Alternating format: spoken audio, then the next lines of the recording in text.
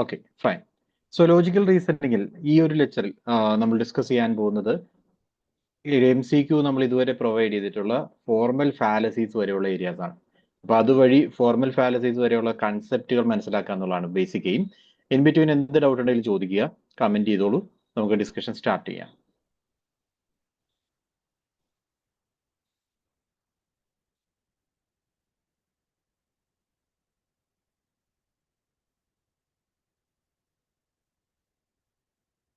Okay, so first topic area നമ്മൾ ആദ്യം ഏറ്റവും ബേസിക്സ് ആയിട്ടുള്ള സ്ട്രക്ചർ ഓഫ് ആർഗ്യുമെന്റ് ഇന്ന് സ്റ്റാർട്ട് ചെയ്യുന്നു. ലോജിക്കൽ റീസണിങ്ങിലേക്ക് വരുമ്പോൾ രണ്ട് പാർട്ടുകൾ നമുക്ക് പഠിക്കാനുണ്ട്. ഒന്നാമത്തെ പാർട്ട് വെസ്റ്റേൺ ലോജിക്കുമായി ബന്ധപ്പെട്ട ഏരിയ, രണ്ടാമത്തെ പാർട്ട് ഇന്ത്യൻ ലോജിക്കുമായി ബന്ധപ്പെട്ട ഏരിയ.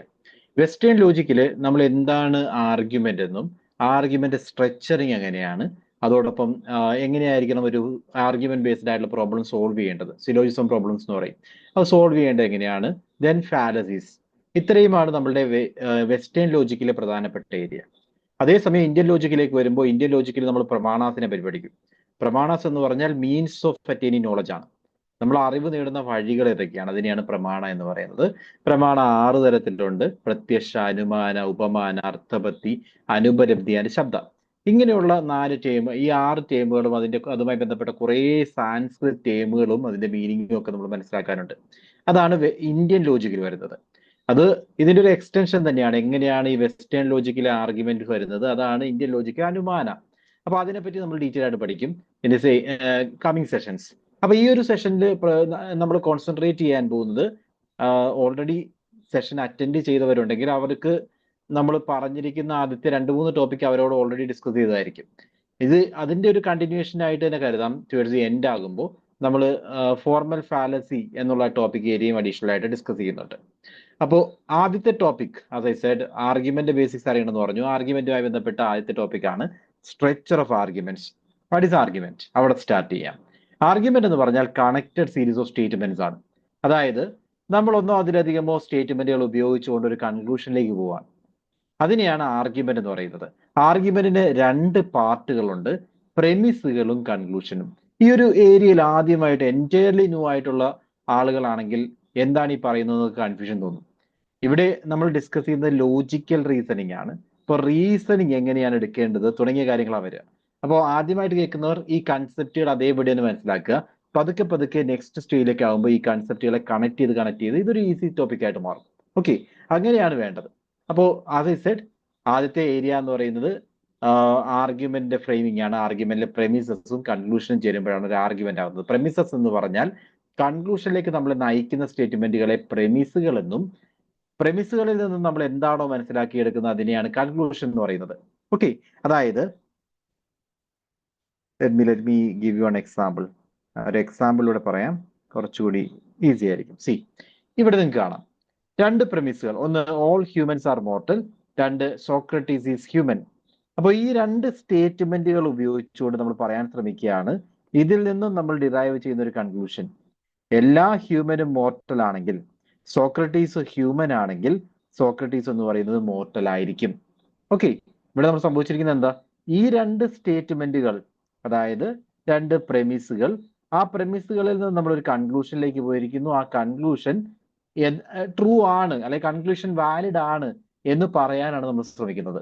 ഓക്കെ, ഇതിൽ നിന്നും എടുക്കാവുന്ന ഒരു കൺക്ലൂഷൻ. അപ്പോൾ 2 പാർട്ടുകൾ നിങ്ങൾക്ക് ഇവിടെ ഐഡന്റിഫൈ ചെയ്യാൻ പറ്റും. ആദ്യത്തെ പാർട്ട് പ്രെമിസസ് ആണ്. പ്രെമിസസ് എന്ന് പറഞ്ഞാൽ these are the statements intending to prove the validity of the conclusion. Conclusion valid ആണെന്ന് പ്രൂവ് ചെയ്യാൻ വേണ്ടി നമ്മൾ ഉപയോഗിക്കുന്ന സ്റ്റേറ്റ്മെന്റ്സിനെയാണ് പ്രെമിസസ് എന്ന് പറയുന്നത്. ദെൻ ആ കൺക്ലൂഷനിൽ, പ്രെമിസുകളിൽ നിന്ന് എന്താണോ അൾട്ടിമേറ്റ്ലി നമ്മൾ ഇൻഫർ ചെയ്തെടുക്കുന്നത്, എന്താണോ നമ്മൾ മനസ്സിലാക്കിയെടുക്കുന്നത്, അതാണ് conclusion. Okay, so you can see components പറയുകയാണെങ്കിൽ, as I said, premises are there. Premises എന്ന് പറഞ്ഞാൽ ഡിക്ലറേറ്റീവ് സ്റ്റേറ്റ്മെന്റ്സ് ആണ്. ഇപ്പൊ നമ്മൾ പറഞ്ഞ all men are mortal declarative statement അല്ലേ? അത് കൺക്ലൂഷനിലേക്ക് നമ്മൾ എത്തിക്കുന്ന ഡിക്ലറേറ്റീവ് നേച്ചറിലുള്ള സ്റ്റേറ്റ്മെന്റ്സിനെയാണ് നമ്മൾ പ്രെമിസസ് എന്ന് പറയുന്നത്. Then what is conclusion? Conclusion എന്ന് പറഞ്ഞു കഴിഞ്ഞാൽ ഫൈനൽ ക്ലെയിം ആണ് കൺക്ലൂഷൻ. അതിൽ നിന്ന് എന്താണോ നമ്മൾ അവസാനം പറഞ്ഞു വെക്കുന്നത് അതിനെ നമുക്ക് കൺക്ലൂഷൻ എന്ന് പറയാം. ഇൻഫറൻസും കൺക്ലൂഷൻ നമ്മൾ പാരലലി ഉപയോഗിക്കാറുണ്ട്. എന്നിരുന്നാൽ കൂടി ഇൻഫറൻസ് എന്ന് പറഞ്ഞാൽ ആ ഒരു റീസണിങ് പ്രോസസ്സിനെയാണ് ഇൻഫറൻസ് എന്ന് പറയുന്നത്. പ്രമിസുകളിൽ നിന്നും കൺക്ലൂഷനിലേക്ക് നയിക്കുന്ന ആ ഒരു പ്രോസസ്സാണ് ഈ ഇൻഫറൻസ് എന്ന് പറയുന്നത്. Okay, so you guys are following right? ഈ 3 ടേമുകളും ക്ലിയർ അല്ലേ?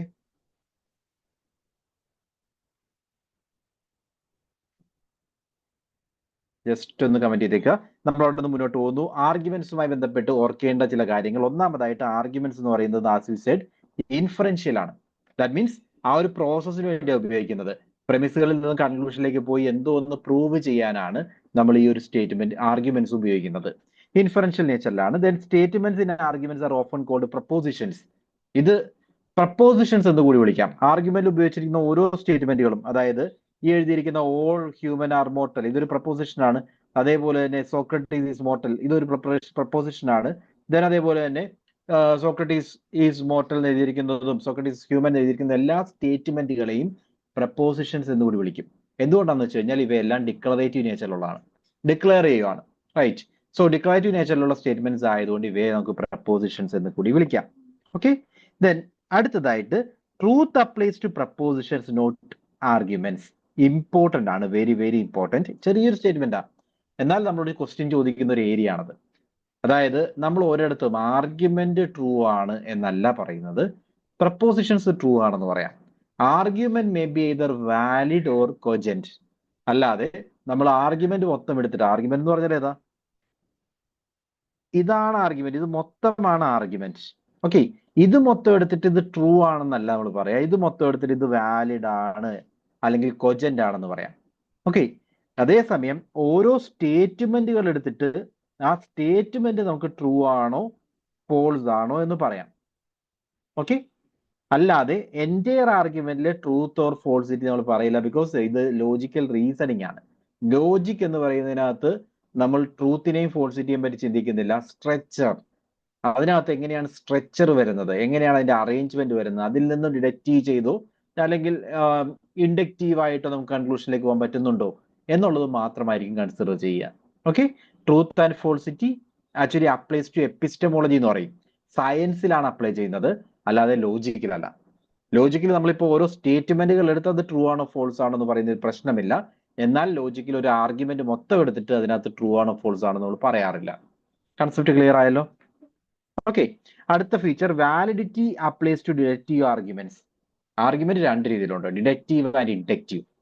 ഒരു ജനറൽ പോപ്പുലേഷനിൽ നിന്നും അതിൽ നിന്നും എടുക്കുന്ന ഒരു ചെറിയ സ്പെസിഫിക് ഏരിയയിലേക്ക് വന്നിട്ട് അത് ട്രൂ ആണെന്ന് പറഞ്ഞാൽ ഡിഡക്റ്റീവ് ആണ്. ലൈക്ക് ഇവിടെ നിങ്ങൾ കാണുന്ന പോലെ ഓൾ ഹ്യൂമൻ ആർ മോർട്ടൽ, ഇതൊരു ജനറൽ സ്റ്റേറ്റ്മെന്റ് അല്ലേ? ജനറൽ, ആ ഒരു ജനറൽ സ്റ്റേറ്റ്മെന്റിൽ നിന്ന് ഒരു സ്പെസിഫിക് പാർട്ട്, അതിൽ തന്നെയുള്ള ഒരു ചെറിയ പാർട്ടാണ് സോക്രട്ടീസ്.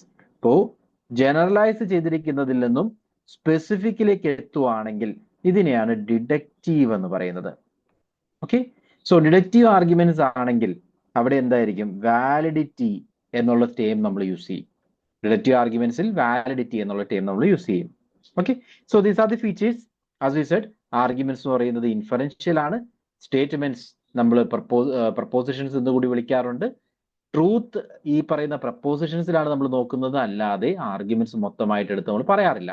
വാലിഡിറ്റി ഡിഡക്റ്റീവ് ആർഗ്യുമെന്റ്സുമായി ബന്ധപ്പെട്ട ടേം ആണ്. ഓക്കെ, അപ്പോ നമ്മൾ പറഞ്ഞതുമായി ബന്ധപ്പെട്ട് ഒരു കണക്ഷൻ, ആസ് ഐ സെഡ്, രണ്ട് കൺസെപ്റ്റുകളുണ്ട്, ലോജിക്കും എപ്പിസ്റ്റമോളജിയും.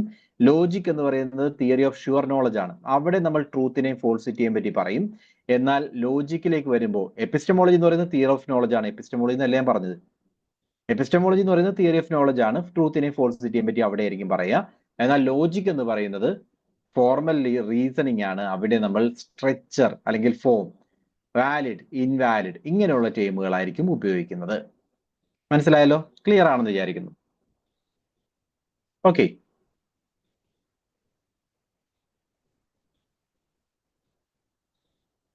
ഇവിടെ ഓർക്കാൻ ആ പറഞ്ഞ ഒരു ചെറിയ കൺസെപ്റ്റ് ഉണ്ട്, അതാണ് ഇതിപ്പോ എഴുതിയിരിക്കുന്നത്. നമുക്ക് മിസ്റ്റേക്ക് വരാൻ സാധ്യതയുള്ള ഏരിയ.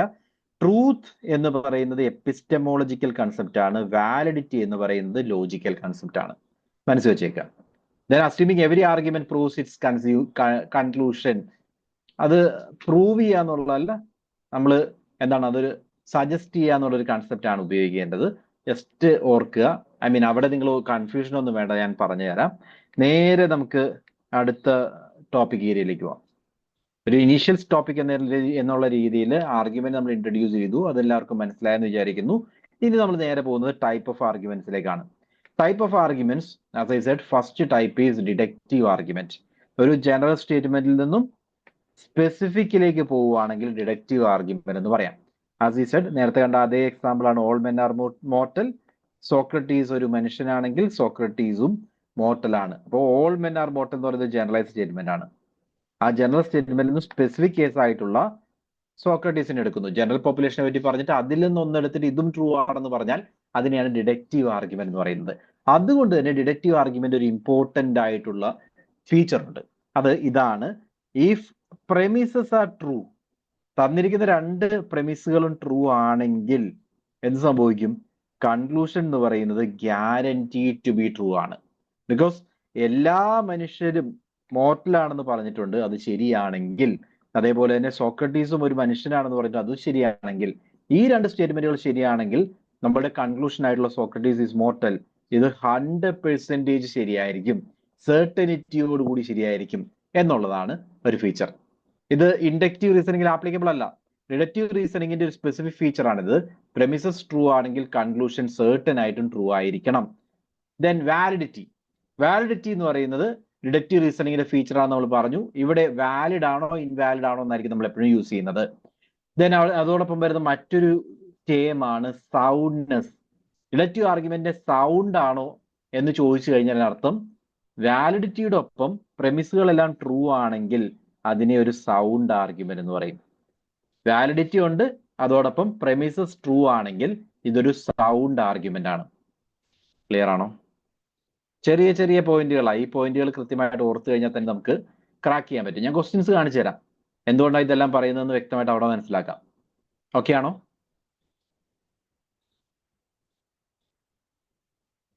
Yes, fine. അപ്പോൾ ഡിഡക്റ്റീവ് ആർഗ്യുമെന്റിൽ കുറച്ച് റൂളുകൾ ആഡ് ചെയ്യുന്നു. ഒന്നാമത്തെ റൂൾ, വാലിഡ് ആർഗ്യുമെന്റ് എന്ന് പറഞ്ഞു കഴിഞ്ഞാൽ എന്താവണമെന്നില്ല, ട്രൂ ആകണമെന്നില്ല. ഇവിടെ നമ്മൾ കണ്ടപ്പോ ഈ ഒരു എക്സാമ്പിളിൽ നിങ്ങൾ നോക്കി, all men are mortal valid ആണ്, ട്രൂ അല്ലേ, എല്ലാവരും മോർട്ടലാന്ന് പറഞ്ഞാൽ അത് ശരിയാണ്. അതേപോലെ തന്നെ സോക്രട്ടീസ് ഇസ് എ മാൻ എന്ന് പറഞ്ഞാൽ അതും വാലിഡുമാണ്, ട്രൂവുമാണ്. അപ്പൊ സോക്രട്ടീസ് ഇസ് മോർട്ടൽ എന്ന് പറയുന്നത് എന്താണ്? സെർട്ടനിറ്റിയോടുകൂടി ട്രൂ ആണ്. അപ്പോ സൗണ്ട് ആണ് ഈ ആർഗ്യുമെന്റ് എന്ന് പറയാം, സൗണ്ട് ആർഗ്യുമെന്റ് എന്ന് പറയാം. ബിക്കോസ് പ്രെമിസസ് ട്രൂ ആണ്, അതേപോലെ തന്നെ ഇതൊരു വാലിഡ് ആയിട്ടുള്ള ആർഗ്യുമെന്റ് ആണ്. പ്രെമിസസ് ട്രൂവും വാലിഡ് ആയിട്ടുള്ള ആർഗ്യുമെന്റ്. ഓക്കെ, ഇനി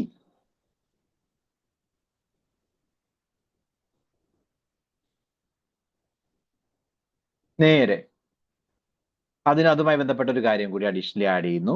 വാലിഡ് ആർഗ്യുമെന്റ് എല്ലായ്പ്പോഴും ട്രൂ പ്രെമിസസ് ആവണമെന്നുണ്ടോ? സൗണ്ട് ആർഗ്യുമെന്റ് എന്നുള്ള ടേം യൂസ് ചെയ്യുമ്പോഴാണ് ട്രൂവും ചേരുന്നത്. വാലിഡിറ്റിയും ട്രൂത്ത്ഫുൾനെസ്സും വന്നു കഴിഞ്ഞാൽ അത് സൗണ്ട് ആണ്. വാലിഡ് ആർഗ്യുമെന്റ് എല്ലായ്പ്പോഴും ട്രൂ ആകണമെന്നില്ല. ഒരു എക്സാമ്പിൾ പറയുകയാണെങ്കിൽ, I show you one example. All dogs R dragons. All dragons are birds. All birds, therefore, all birds are, sorry, all dogs are, or dogs are birds. See, ഇത് valid ആണോ നോക്കുക. അതായത് എല്ലാ ഡോഗ്സും dragon ആണെന്ന് പറഞ്ഞു. Then എല്ലാ ഡ്രാഗണും bird ആണെന്ന് പറഞ്ഞു. അപ്പോൾ ഡോഗ് ബേഡ് ആണെന്ന് പറയുന്നത് തെറ്റുണ്ടോ? ഇത് നമ്മൾ വെൻ ഡയഗ്രം ഒക്കെ ഉപയോഗിച്ച് വരച്ചൊക്കെ കണ്ടുപിടിക്കും. എനിവേ ആ ഒരു പ്രോസസ്സ് ജസ്റ്റ് ഒന്ന് കാണിക്കാം. ഓൾ ഡോഗ്സ്, അതിനെപ്പറ്റിയൊക്കെ ഡീറ്റെയിൽ ആയിട്ട് നമുക്ക് ഡിസ്കസ് ചെയ്യാം കേട്ടോ. എല്ലാ ഡോഗ്സും ഡ്രാഗൺ ആണെന്ന് പറഞ്ഞാൽ എല്ലാ ഡോഗ്സും ഡ്രാഗണിനകത്ത് വരും. ഓക്കെ, ദെൻ എല്ലാ ഡ്രാഗണും ബേഡ് ആണെന്ന് പറഞ്ഞാൽ ഡ്രാഗൺ പൂർണ്ണമായിട്ടും ബേഡിനകത്ത് വരും. നിങ്ങൾ ജസ്റ്റ് നോക്കിയാൽ മതി, ഇവിടെ നോക്കിയാൽ അറിയാം ഡോഗ്സ് പൂർണ്ണമായിട്ടും ബേഡ്സിനകത്ത് വരുന്നില്ലേ. അപ്പൊ നമ്മുടെ കൺക്ലൂഷൻ എന്ന് പറയുന്നത് എന്താണ്? ഓൾ ഡോഗ്സ് ആർ ബേഡ്സ് എന്ന് പറയുന്നത് വാലിഡ് ആണ്. വാലിഡ് ആണ്, ട്രൂ ആണോ? തിങ്ക്. വാലിഡ് ആണ്, ട്രൂ ആണോ? എല്ലാ ഡോഗും ഡ്രാഗൺ ആണെന്ന് പറഞ്ഞാൽ അത് ട്രൂ ആണോ? അല്ല, റൈറ്റ്. എല്ലാ ഡ്രാഗണും ബേഡ് ആണെന്ന് പറഞ്ഞാൽ നമ്മുടെ സെൻസ് വെച്ച് ഒന്ന് ചിന്തിച്ചു കഴിഞ്ഞാൽ അത് ശരിയാണോ? ശരിയല്ല. എന്നാൽ നമ്മൾ ആർഗ്യുമെന്റിനെ പറ്റി പറയുമ്പോൾ ശരിയാണോ തെറ്റാണോ എന്നുള്ള കാര്യമല്ല ഇമ്പോർട്ടന്റ്. ആർഗ്യുമെന്റ് എന്ന് പറയുന്നത് വാലിഡ് ആണോ നോക്കുക. സ്ട്രെച്ചറിങ് പ്രോപ്പർ ആണ്. ആ സ്ട്രെച്ചറിങ്ങിൽ നിന്നും പ്രമിസുകളിൽ നിന്നും കണ്ടെത്താൻ പറ്റുന്ന ഒന്ന് തന്നെയാണ് നമ്മുടെ കൺക്ലൂഷൻ. സോ ഇത്തരം ആർഗ്യുമെന്റ്സിനെയാണ് നമ്മൾ വാലിഡ് ആർഗ്യുമെന്റ് എന്ന് പറയുന്നത്. സോ ഡിഡക്റ്റീവ് ആർഗ്യുമെന്റ് എന്താകാം? വാലിഡ് ആർഗ്യുമെന്റും ആകാം, സൗണ്ട് ആർഗ്യുമെന്റും ആകാം. വാലിഡ് ആർഗ്യുമെന്റ് എന്ന് പറഞ്ഞാൽ ട്രൂത്ത് ആവണം എന്നില്ല. സൗണ്ട് ആർഗ്യുമെന്റ് എന്ന് പറഞ്ഞാൽ വാലിഡിറ്റിയുടെ ഒപ്പം ട്രൂത്തും കൂടി ആയാലേ സൗണ്ട് ആർഗ്യുമെന്റ് ആവും. ഓക്കെ അല്ലേ?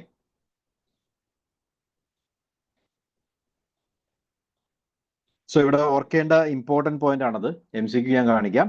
അതോടൊപ്പം ഓർക്കുക, ട്രൂ പ്രെമിസസ് ആണെങ്കിൽ ട്രൂ കൺക്ലൂഷൻ തന്നെ വന്നിരിക്കണം. ഇതും ഒരു റൂളാണ്. ട്രൂ പ്രെമിസസ് ആണെങ്കിൽ ട്രൂ കൺക്ലൂഷൻ വരണം. ഒരു കാരണവശാലും ട്രൂ പ്രെമിസസിൽ നിന്നും ഫോൾസ് കൺക്ലൂഷൻ കിട്ടില്ല. ബാക്കി എല്ലാം പോസിബിൾ ആണ്. ട്രൂ പ്രെമിസസ് തന്നിട്ട് ഒരു കാരണവശാലും ഫോൾസ് കൺക്ലൂഷൻ കിട്ടില്ല. എന്തുകൊണ്ടാ? നമ്മൾ നേരത്തെ പറഞ്ഞു, പ്രെമിസുകളിൽ എന്താണോ പറഞ്ഞിരിക്കുന്നത് അത് തന്നെയായിരിക്കും കൺക്ലൂഷനിലേക്ക് വരുന്നത്. 100% നെസസിറ്റി ആണെന്ന് പറഞ്ഞു. അതിനെ ഫോളോ ചെയ്യും.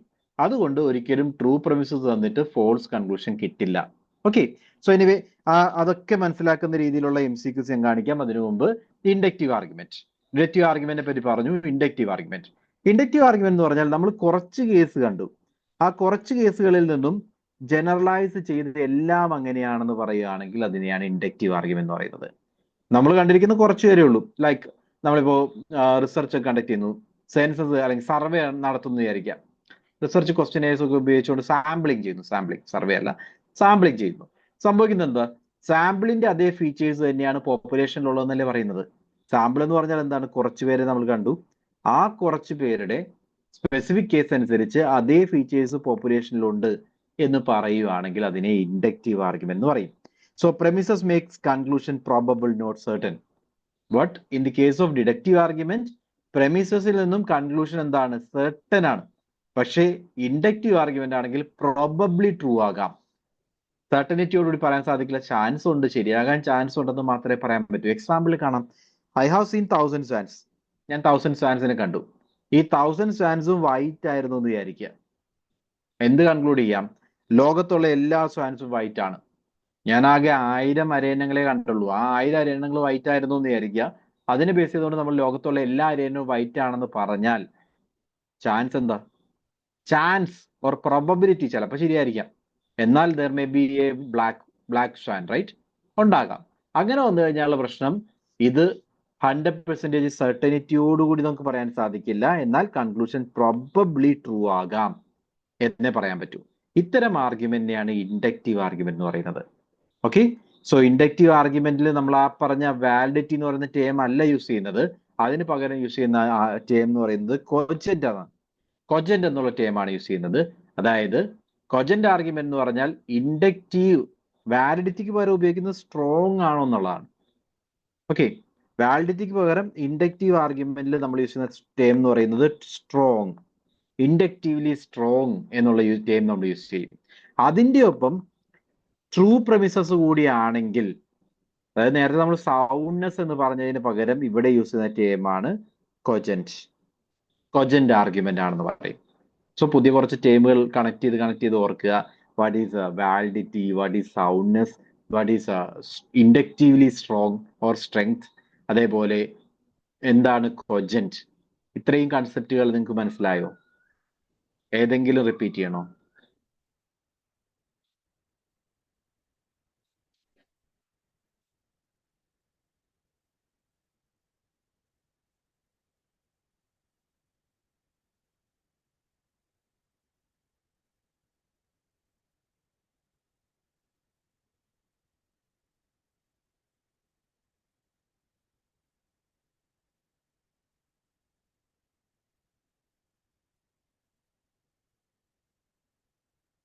ക്ലിയർ ആണ്.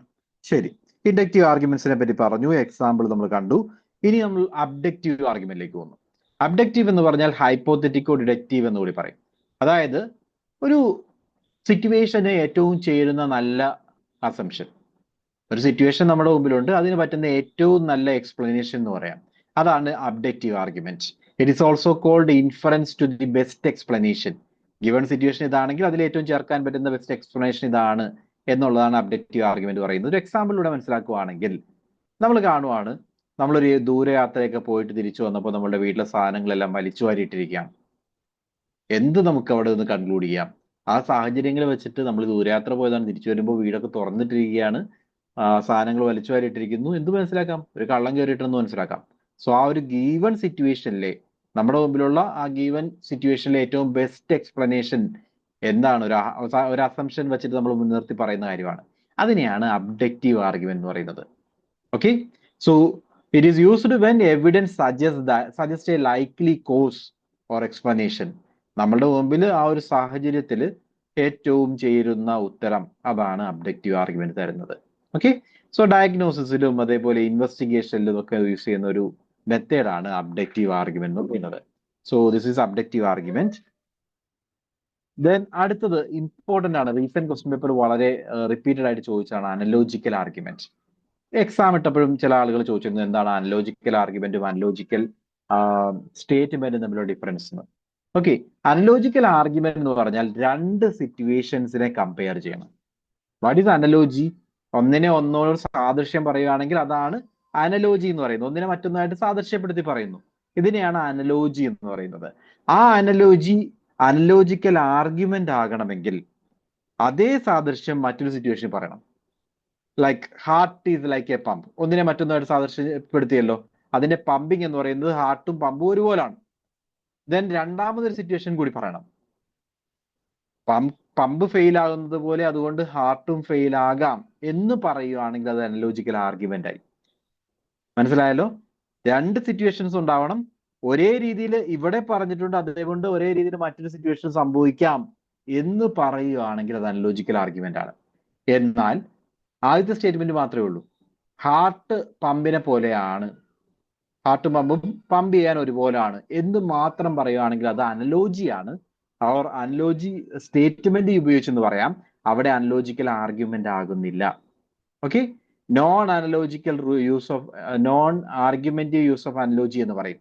ആർഗ്യുമെന്റിൽ ഉപയോഗിക്കാത്ത അനലോജി യൂസ് ആണ് ഞാൻ ഈ പറഞ്ഞത്, ഹാർട്ടും പമ്പും ഒരുപോലാണ് എന്ന് പറഞ്ഞു കഴിഞ്ഞാൽ അവിടെ തീരുവാണെങ്കിൽ അത് അനലോജി അല്ല. അനലോജി ആവണമെങ്കിൽ എന്ത് ചെയ്യണം? ആ അനലോജി ആർഗ്യുമെന്റ് ആകണമെങ്കിൽ അത് രണ്ടാമതൊരു സിറ്റുവേഷനിലും അതേപോലെ ചേർത്ത് പറയണം. മനസ്സിലായോ?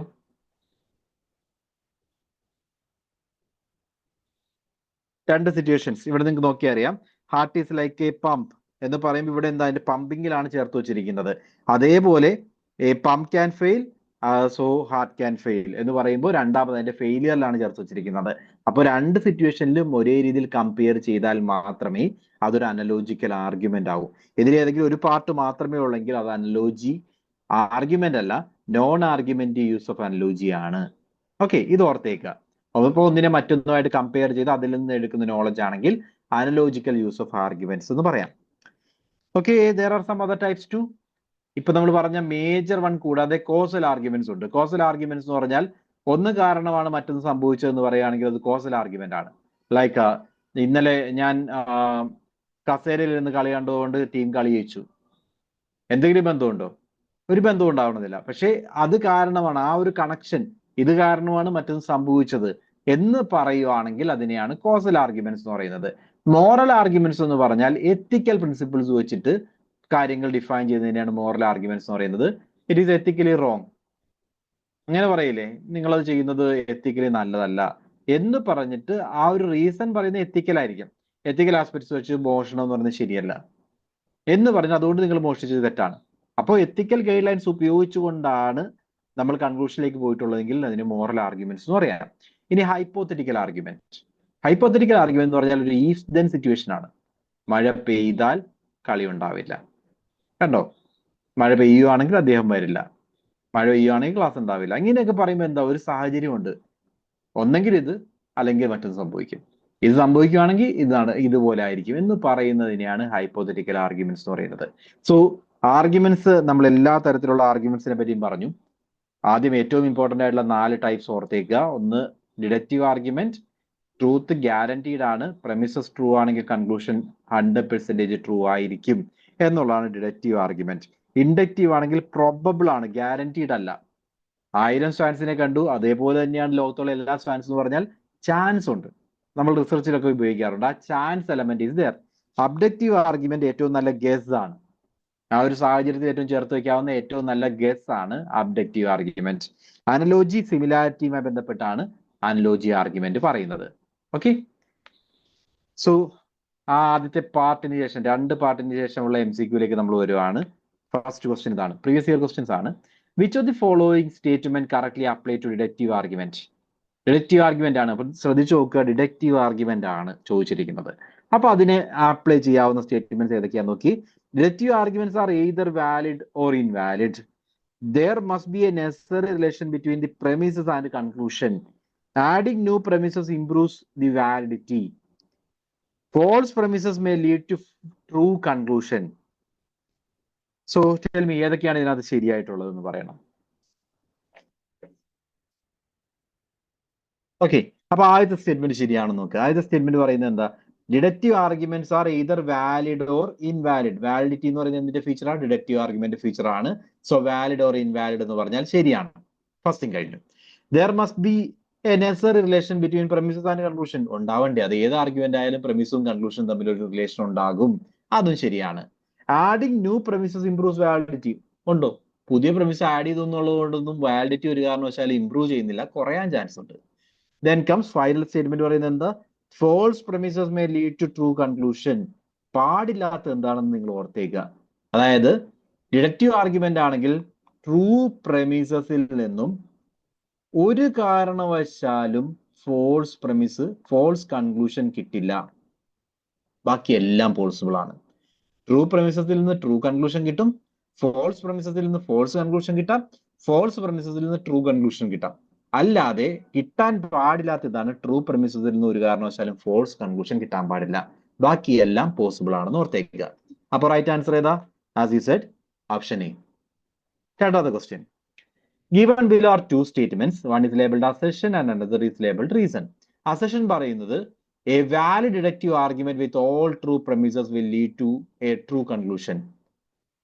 In a valid deductive argument, the conclusion follows from the premises with absolute necessity. അപ്പൊ നോക്കേണ്ടത് എന്താ? അസെഷൻ റീസൺ ക്വസ്റ്റ്യൻസ് ആണെങ്കിൽ അസെഷന്റെ ഒരു ക്വസ്റ്റ്യൻ ആക്കി മാറ്റുക. അസെഷൻ ഒരു ചോദ്യമാണെങ്കിൽ അതിൽ നിന്നും എടുക്കാവുന്ന കൺക്ലൂഷൻ ആണോ ഇതെന്ന് നോക്കുക. അസെഷൻ പറയുന്നത് എന്താ? A valid deductive argument with all true premises will lead to true conclusion. ശരിയല്ലോ? ശരിയാണല്ലോ. ഡിഡക്റ്റീവ് ആർഗ്യുമെന്റ് ആണെങ്കിൽ ട്രൂ പ്രമിസസ് ആണെങ്കിൽ ട്രൂ കൺക്ലൂഷനിലേക്ക് നയിക്കും എന്നുള്ളത് ശരിയാണ്. എന്തുകൊണ്ട് എന്ന് ചോദിച്ചു കഴിഞ്ഞാൽ എന്റെ ഉത്തരം ഇതാണോ? In A valid deductive argument the conclusion follows from the premises. അങ്ങനെയല്ലേ നമ്മൾ പറഞ്ഞത്. എന്തുകൊണ്ടാ? കൺക്ലൂഷൻ എന്ന് പറയുന്നത് പ്രമിസുകളിൽ നിന്നും ഡയറക്ട്ലി ഫോളോ ചെയ്യുന്നുണ്ട്. അതുകൊണ്ട് ഡിഡക്റ്റീവ് ആർഗ്യുമെന്റ് വാലിഡ് ആണെങ്കിൽ അതിന്റെ ട്രൂ കൺക്ലൂഷൻ ആണെങ്കിൽ ട്രൂ പ്രമിസസ് ആണെങ്കിൽ ട്രൂ കൺക്ലൂഷനിലേക്ക് നയിക്കും. പറഞ്ഞിരിക്കുന്ന രണ്ട് സ്റ്റേറ്റ്മെന്റ് ശരിയാണ് ആൻഡ് കറക്റ്റ് എക്സ്പ്ലനേഷൻ ആണ് എന്നുള്ളതാണ് റൈറ്റ് ആൻസർ. അടുത്ത question. Pick the incorrect statement. Truth and falsehood may be predicated of the propositions, not but never of the arguments. In the case of deductive argument, technical terms correct and incorrect are used. Inductive arguments are neither valid nor invalid, but evaluated as better or worse. The conclusion of deductive argument follows from its premises necessarily. ഇത് actually ഈ ഒരു ക്വസ്റ്റ്യനിൽ നിന്ന് എന്തൊക്കെ കാര്യങ്ങൾ നമുക്ക് പഠിക്കാനുണ്ടെന്ന് അറിയോ? ഒന്നാമത്തെ സ്റ്റേറ്റ്മെന്റ് നോക്കി പറഞ്ഞിരിക്കുന്നത് ട്രൂത്ത് ആൻഡ് ഫോൾസ്ഹുഡ്. അത് എന്തുമായി ബന്ധപ്പെട്ട് പറയാം? ഓരോ സ്റ്റേറ്റ്മെന്റ്സ് എന്ന് പറയാൻ പ്രപ്പോസിഷൻസ്. ഓരോ പ്രപ്പോസിഷൻസിലും ട്രൂത്ത് ആൻഡ് ഫോൾസ്ഹുഡ് പറയാം, പക്ഷെ ആർഗ്യുമെന്റിൽ ഒരു കാരണവശാലും പറയാൻ പാടില്ല. ശരിയാണ്. ദെൻ മൂന്നാം statement, inductive arguments are neither valid nor invalid. ശരിയാണല്ലോ. രണ്ടും ഇൻഡക്റ്റീവ് ആർഗ്യുമെന്റിൽ വാലിഡിറ്റി അല്ല നമ്മൾ പറയുന്നത്, സ്ട്രെങ്ത് ആണ് പറയുന്നത്, അല്ലേ? ബെറ്റർ ഓർ വേഴ്സ് എന്നുള്ളതാണ്. സ്ട്രോങ് ആണോ അതോ സ്ട്രോങ് കുറവാണോ എന്നുള്ളതായിരിക്കും. അതാണ് ബെറ്റർ ഓർ വേഴ്സ് എന്ന് പറഞ്ഞ സ്ട്രെങ്ത് ആണ് ഇവാലുവേറ്റ് ചെയ്യുന്നത്. മൂന്നാം സ്റ്റേറ്റ്മെന്റ് പറയുന്നത് എന്താ? The conclusion of deductive argument follows from the premises necessarily. So conclusion എന്ന് പറയുന്നത് ഡിഡക്റ്റീവ് ആർഗ്യുമെന്റ് ആണെങ്കിൽ പ്രമിസുകളിൽ നിന്നും നേരിട്ട് എടുക്കുന്നതായിരിക്കും, എൻറ്റൈൽഡ് ഫ്രം പ്രമിസസ്, റൈറ്റ്? അപ്പൊ അതിൽ നിന്നും 100% എടുക്കാൻ പറ്റുന്ന ഒന്നായിരിക്കും. ഇപ്പോ തന്നിരിക്കുന്നതിൽ 3 സ്റ്റേറ്റ്മെന്റുകൾ ശരിയാണ്. ഇൻകറക്റ്റ് ഏതാ? ഓപ്ഷൻ ബി ആണ് ഇൻകറക്റ്റ്. എന്തുകൊണ്ടാ? In case of deductive argument technical terms correct and incorrect ഒരു കാരണവശാലും യൂസ് ചെയ്യില്ല. യൂസ് ചെയ്യുന്നത് എന്താ? Either valid or invalid. ഇതാണ് നമ്മൾ യൂസ് ചെയ്യുന്നത്. ഓക്കെ, ഇനി നമ്മൾ നേരെ പോകുന്നു അടുത്ത ക്വസ്റ്റ്യനിലേക്ക്. Which of the following option best describes A valid deductive argument with all premises and conclusion are true. Valid deductive argument ആണ്, അതിന്റെ പ്രെമിസസും കൺക്ലൂഷനും ട്രൂ ആണെങ്കിൽ അതിനെന്ത് വിളിക്കും? വാലിഡിറ്റിയുടെ ഒപ്പം ട്രൂത്ത്ഫുൾനെസ് കൂടി വന്നു കഴിഞ്ഞാൽ ഡിഡക്റ്റീവ് ആർഗ്യുമെന്റ് വിളിക്കുന്ന പേരാണ് സൗണ്ട് ആർഗ്യുമെന്റ്.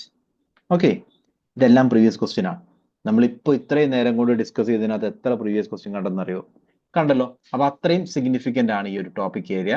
ചെറിയ ചെറിയ ടോപ്പിക്സ് ആണ്, ഓരോന്നിനെയും കണക്ട് ചെയ്ത് പോയി കഴിഞ്ഞാൽ നമുക്ക് അതിന്റെ സിഗ്നിഫിക്കൻസ് ക്ലിയർ ആവും. അപ്പൊ നമ്മൾ അടുത്ത ഏരിയയിലേക്ക് പോകുന്നു. Evaluating arguments, validity, soundness, cogency and truth. അപ്പോൾ ഓരോന്നിന്റെയും കൺസെപ്റ്റ് ഒന്നുകൂടി പറയുന്നതേ ഉള്ളൂ, നമ്മൾ അതിൽ കൂടുതൽ കോൺസെൻട്രേറ്റ് ചെയ്യേണ്ട. ജസ്റ്റ് ആ ടേബിളിൽ നിന്ന് കാര്യം മനസ്സിലാക്കാം. ട്രൂത്ത് എന്ന് പറഞ്ഞാൽ എവിടെ അപ്ലൈ ചെയ്യും? സ്റ്റേറ്റ്മെന്റ്സ് അല്ലെങ്കിൽ പ്രപ്പോസിഷൻസിലായിരിക്കും അപ്ലൈ ചെയ്യുന്നത്. അത് ഒരു കാരണവശാലും ആർഗ്യുമെന്റ് പറയില്ല. വാലിഡിറ്റി എന്ന് പറഞ്ഞാൽ ഡിഡക്റ്റീവ് ആർഗ്യുമെന്റുമായി ബന്ധപ്പെട്ടതാണ്. സൗണ്ട്നെസ് എന്ന് പറഞ്ഞാൽ ഡിഡക്റ്റീവ് ആർഗ്യുമെന്റിലാണ് വാലിഡിറ്റിയും ട്രൂത്തും വന്നു കഴിഞ്ഞാൽ അത് സൗണ്ട് ആണ്. കോജൻസി എന്ന് പറയുന്നത് ഇൻഡക്റ്റീവ് ആർഗ്യുമെന്റുമായി ബന്ധപ്പെട്ടാണ്.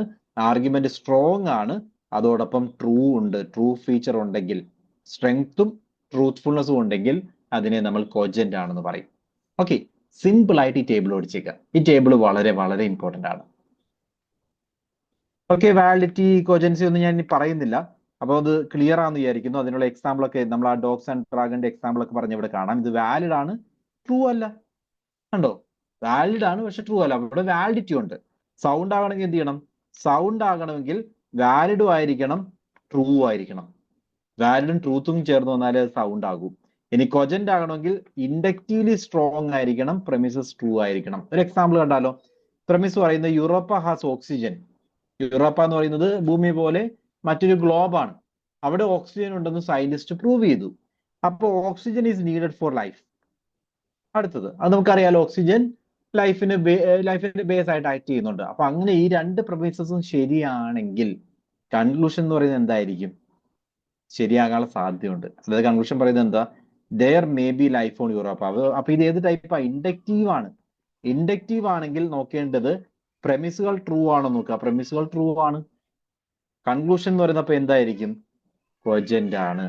ഓക്കെ, സോ ട്രൂ, വാലിഡ് ആണ്, സ്ട്രോങ് ആണ്. വാലിഡ് എന്നല്ല, സ്ട്രോങ് ആണ്, അതോടൊപ്പം ട്രൂത്ത്ഫുൾനെസ് കൂടി വന്നു കഴിഞ്ഞാൽ കോജന്റ് ആർഗ്യുമെന്റ് എന്ന് പറയും ഇൻഡക്റ്റീവ് റീസണിങ്ങിൽ. Okay, so truth and validity കൺസെപ്റ്റുകളെ പറ്റി നമ്മൾ പറഞ്ഞു, റിപ്പീറ്റ് ചെയ്യേണ്ട. അതിന്റെ ഒരു നട്ട്ഷെൽ നിങ്ങൾക്ക് ഇവിടെ കാണാം, അതും നിങ്ങൾ നോക്കിയാൽ മതി. അതുമായി ബന്ധപ്പെട്ട ഒരു ക്വസ്റ്റ്യൻ ഇതാ. Which of the following statement is true? ഏതാണ് ശരി എന്നുള്ളത് പറയണേ. The terms true and false apply to arguments. The terms true and false apply to statements. The term valid and invalid applies to arguments. The term cogent and non-cogent apply to statements. So, ശരിയായിട്ടുള്ള ഏതാ? The term true and falsehood argument നമ്മൾ use ചെയ്യില്ല എന്ന് പറഞ്ഞു. The term true and falsehood apply to statements, that is true. Statement use ചെയ്യും. The term valid and invalid apply to argument, that is true. The term cogent and non-cogent അതും ആർഗ്യുമെന്റിലാണ് use ചെയ്യുന്നത്, സ്റ്റേറ്റ്മെന്റിലല്ല. അപ്പോ option B and C is right അല്ലേ? Option C, B and C എന്നുള്ളതാണ് right answer. Which of the given below are two statements? Statement 1 പറയുന്നത് truth and falsehood are predicates of argument. ഇത് repeated question ആണ്. Previous year question പേപ്പറിൽ repeated ആയിട്ട് ചോദിച്ചതാണ്, അതുകൊണ്ടാണ് വീണ്ടും വന്നിരിക്കുന്നത്. Truth and falsehood are predicates of argument അല്ലല്ലോ, അല്ല. Validity and invalidity are predicates of statement, അതും അല്ല. രണ്ടും തെറ്റാണെന്നുള്ളതാണ് right answer. Okay, which of the following is true regarding inductive argument? Inductive ആർഗ്യുമെന്റിനെ പറ്റിയാണ്. If all premises are true, the conclusion must be true. ആണോ? അല്ല. It claims to support the conclusion only with some degree of probability. ഈ ഒരു term മതി, chance വച്ചുകൊണ്ട് മാത്രം define ചെയ്യാൻ പറ്റൂ എന്നുള്ളതാണ് ഇൻഡക്റ്റീവ് ആർഗ്യുമെന്റ്. ഇത് ശരിയാണെങ്കിൽ മൊത്തത്തിലും ശരിയായിരിക്കും. നമ്മൾ കണ്ട 1000 ചാൻസ് വൈറ്റ് ആണെങ്കിൽ ലോകത്തുള്ള എല്ലാം വൈറ്റ് ആകാൻ സാധ്യത ഉണ്ട് എന്നേ പറയാൻ പറ്റൂ. ആ പ്രോബബിലിറ്റി എലമെന്റ് അവിടെ ഉണ്ടായിരിക്കും. ഓക്കെ, അടുത്ത question. If the statement a person without a purpose is like a car with no engine, that is a useless piece of machinery, is an example of analogical argument. Statement 2, പറയുന്നത് a person with no purpose is like a car with no engine that's a useless piece of machinery it's an example of non argument use of analogy. അപ്പൊ ഇത് രണ്ടും നമ്മൾ പറഞ്ഞില്ലേ എന്താണെന്നുള്ളത്. Argument use ആണോ non argument use ആണോ? ഇതാണ് ഞാൻ പറഞ്ഞത്. ക്വസ്റ്റ്യൻ വരുമ്പോൾ അത് നിങ്ങൾക്ക് ക്ലിയർ ആയിക്കോളൂ എന്ന്. എന്തുകൊണ്ടെന്ന് വെച്ച് കഴിഞ്ഞാൽ ഇവിടെ തന്നിരിക്കുന്നതിൽ നോക്കണം. പേഴ്സൺ വിത്തൗട്ട് പർപ്പസ് എന്നുള്ളത് കാർ വിത്ത് നോ എഞ്ചിൻ പോലാണ്, ഓക്കെ എന്ന് പറഞ്ഞു. ഇനി അതിനെ മറ്റൊരു സിറ്റുവേഷനിൽ കൂടി അപ്ലൈ ചെയ്താൽ അത് ആർഗ്യുമെന്റ് ആവും. മറ്റേ സിറ്റുവേഷനിൽ അപ്ലൈ ചെയ്തിട്ടുണ്ടോ? And it is a useless piece of machinery എന്ന് മാത്രമേ പറഞ്ഞിട്ടുള്ളൂ. ഇത് ഇങ്ങനെ ആയതുകൊണ്ട് കാർ ഫെയിൽ ആകുന്നത് പോലെ മനുഷ്യനും ഫെയിൽ ആകാം, കാറിന് ആക്സിഡന്റ് പറ്റുന്നത് പോലെ മനുഷ്യനും ആക്സിഡന്റ് പറ്റാം എന്ന് പറയുമായിരുന്നെങ്കിൽ അതൊരു ആർഗ്യുമെന്റ് ആയേനെ. ഇവിടെ അത് ആർഗ്യുമെന്റ് ആയിട്ടില്ല. സോ ഇത് അൺലോജിക്കൽ ആർഗ്യുമെന്റ് എന്ന് പറയുന്നത് തെറ്റാണ്. അൺലോജിക്കൽ ആർഗ്യുമെന്റ് ആയില്ല. പകരം എന്താണ്? Non argument use of analogy, argument അല്ലാതെ ഉള്ള അനലോജിയുടെ യൂസേജ് ആണെന്ന് പറയാം. Okay, so right answer is statement 1 തെറ്റാണ്, സ്റ്റേറ്റ്മെന്റ് 2 ശരിയാണ്. മനസ്സിലായോ? എല്ലാവർക്കും മനസ്സിലാവുന്നുണ്ടോ? Are you all getting this?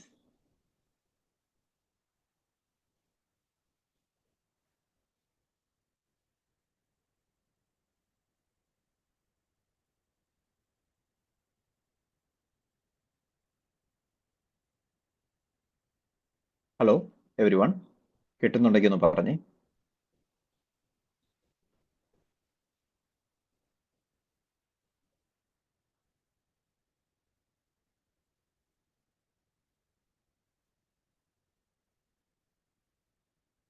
Okay, so അടുത്ത ക്വസ്റ്റ്യൻ ഇതാണ്. സ്റ്റേറ്റ്മെന്റ് ടൈപ്പ് ആണ്. 2 സ്റ്റേറ്റ്മെന്റ്സ് തന്നിട്ടുണ്ട്. ഇതെല്ലാം റീസെന്റ് PYQs ആണ്.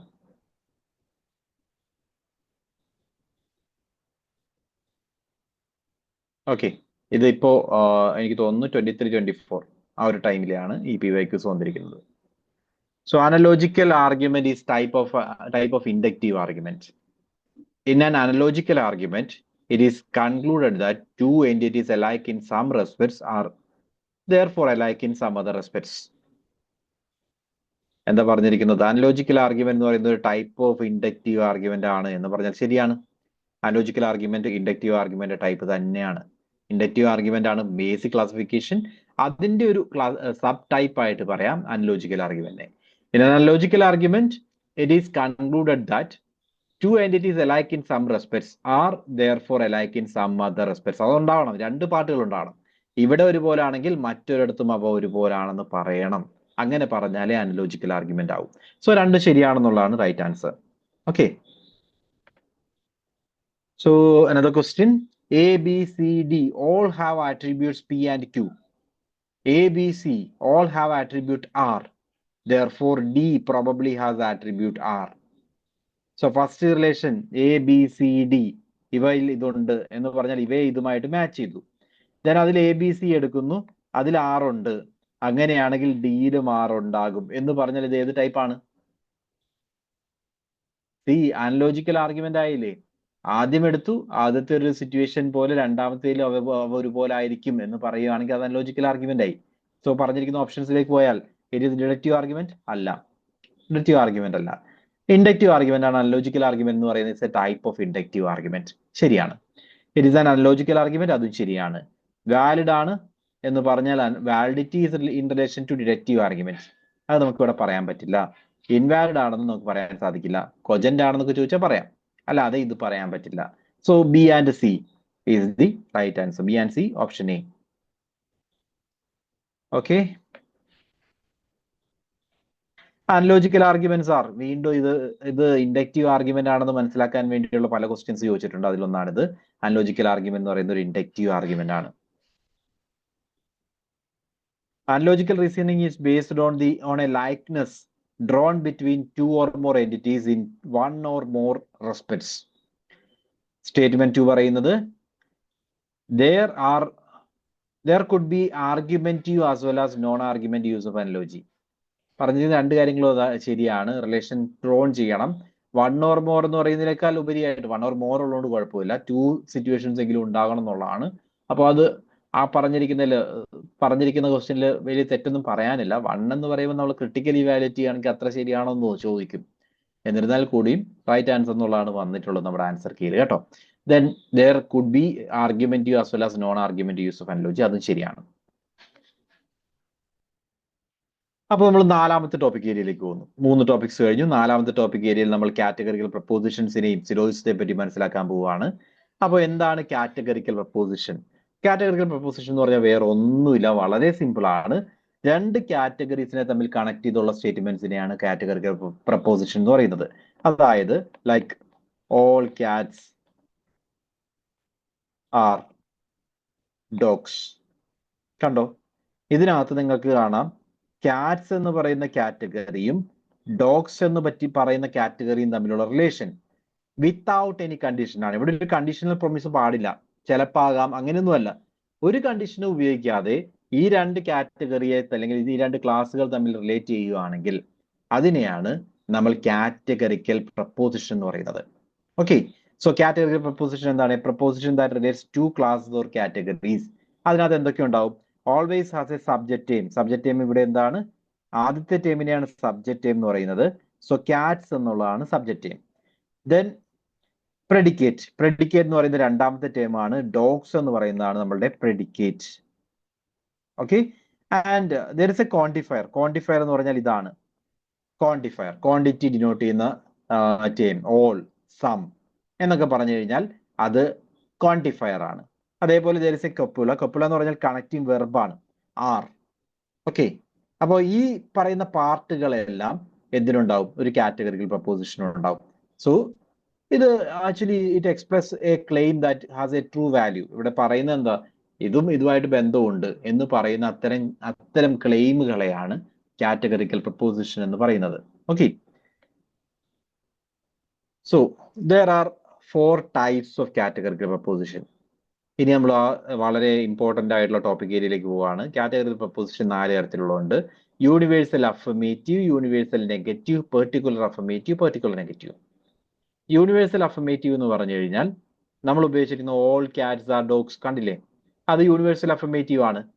സബ്ജക്റ്റിലെ എല്ലാ മെമ്പറും പ്രെഡിക്കേറ്റിൽ വരുന്നുണ്ട് എന്ന് പറയുവാണെങ്കിൽ അത് യൂണിവേഴ്സൽ അഫർമേറ്റീവ് ആണ്. Like all cats are dogs, all politicians are lies. അങ്ങനെയുള്ള സ്റ്റേറ്റ്മെന്റ്സിനെയാണ് നമ്മൾ എന്ത് പറയുന്നത്? യൂണിവേഴ്സൽ അഫർമേറ്റീവ് അല്ലെങ്കിൽ എ ടൈപ്പ് എന്ന് പറയും. Example, all politicians are lies. കണ്ടല്ലോ, സബ്ജക്ട് കാറ്റഗറിയിലെ എല്ലാ മെമ്പേഴ്സും പ്രെഡിക്കേറ്റ് ക്ലാസ് കാറ്റഗറിയിൽ ഉണ്ട് എന്നാണ് പറഞ്ഞിരിക്കുന്നത്. ഇതിനെയാണ് യൂണിവേഴ്സൽ അഫർമേറ്റീവ് എന്ന് പറയുന്നത്. രണ്ടാമതായിട്ട് യൂണിവേഴ്സൽ നെഗറ്റീവ്. യൂണിവേഴ്സൽ നെഗറ്റീവ് എന്ന് പറഞ്ഞാൽ സബ്ജക്ട് കാറ്റഗറിയിലെ ഒരു മെമ്പറും പ്രെഡിക്കേറ്റിൽ വരുന്നില്ല എന്നാണെങ്കിൽ, സബ്ജക്ട് കാറ്റഗറിയിലെ ഒരു മെമ്പറും പ്രെഡിക്കേറ്റിൽ വരുന്നില്ല എന്നാണെങ്കിൽ അതിനെ യൂണിവേഴ്സൽ നെഗറ്റീവ് എന്ന് പറയും. ഈ type. No subject are predicate, no politicians are liars. ഇതൊക്കെയാണ് ഈ ടൈപ്പിന് example. Then particular affirmative. Particular affirmative എന്ന് പറഞ്ഞാൽ some subject are predicate. Subject കാറ്റഗറിയിലെ കുറച്ച് പേര് പ്രെഡിക്കേറ്റ് കാറ്റഗറിയിൽ വരുന്നുണ്ട്. Some cats are dogs, some politicians are liars. ഇതാണ് particular affirmative or I type എന്ന് പറയും. അടുത്തത് പെർട്ടിക്കുലർ നെഗറ്റീവ് ആണ്. Some subject are not predicate. Subject കാറ്റഗറിയിൽ കുറച്ച് പേര് പ്രെഡിക്കേറ്റിൽ വരുന്നില്ല എന്നാണെങ്കിൽ അതിനെ പെർട്ടിക്കുലർ നെഗറ്റീവ് എന്ന് പറയും. O ആണ് അതിന്റെ സിമ്പൽ. സോ സിമ്പൽ ഓർക്കുക, A type universal affirmative or universal positive ആണ്. ഇ ടൈപ്പ് യൂണിവേഴ്സൽ നെഗറ്റീവ് ആണ്. Then I type particular affirmative. Then O type particular negative. Okay, clear?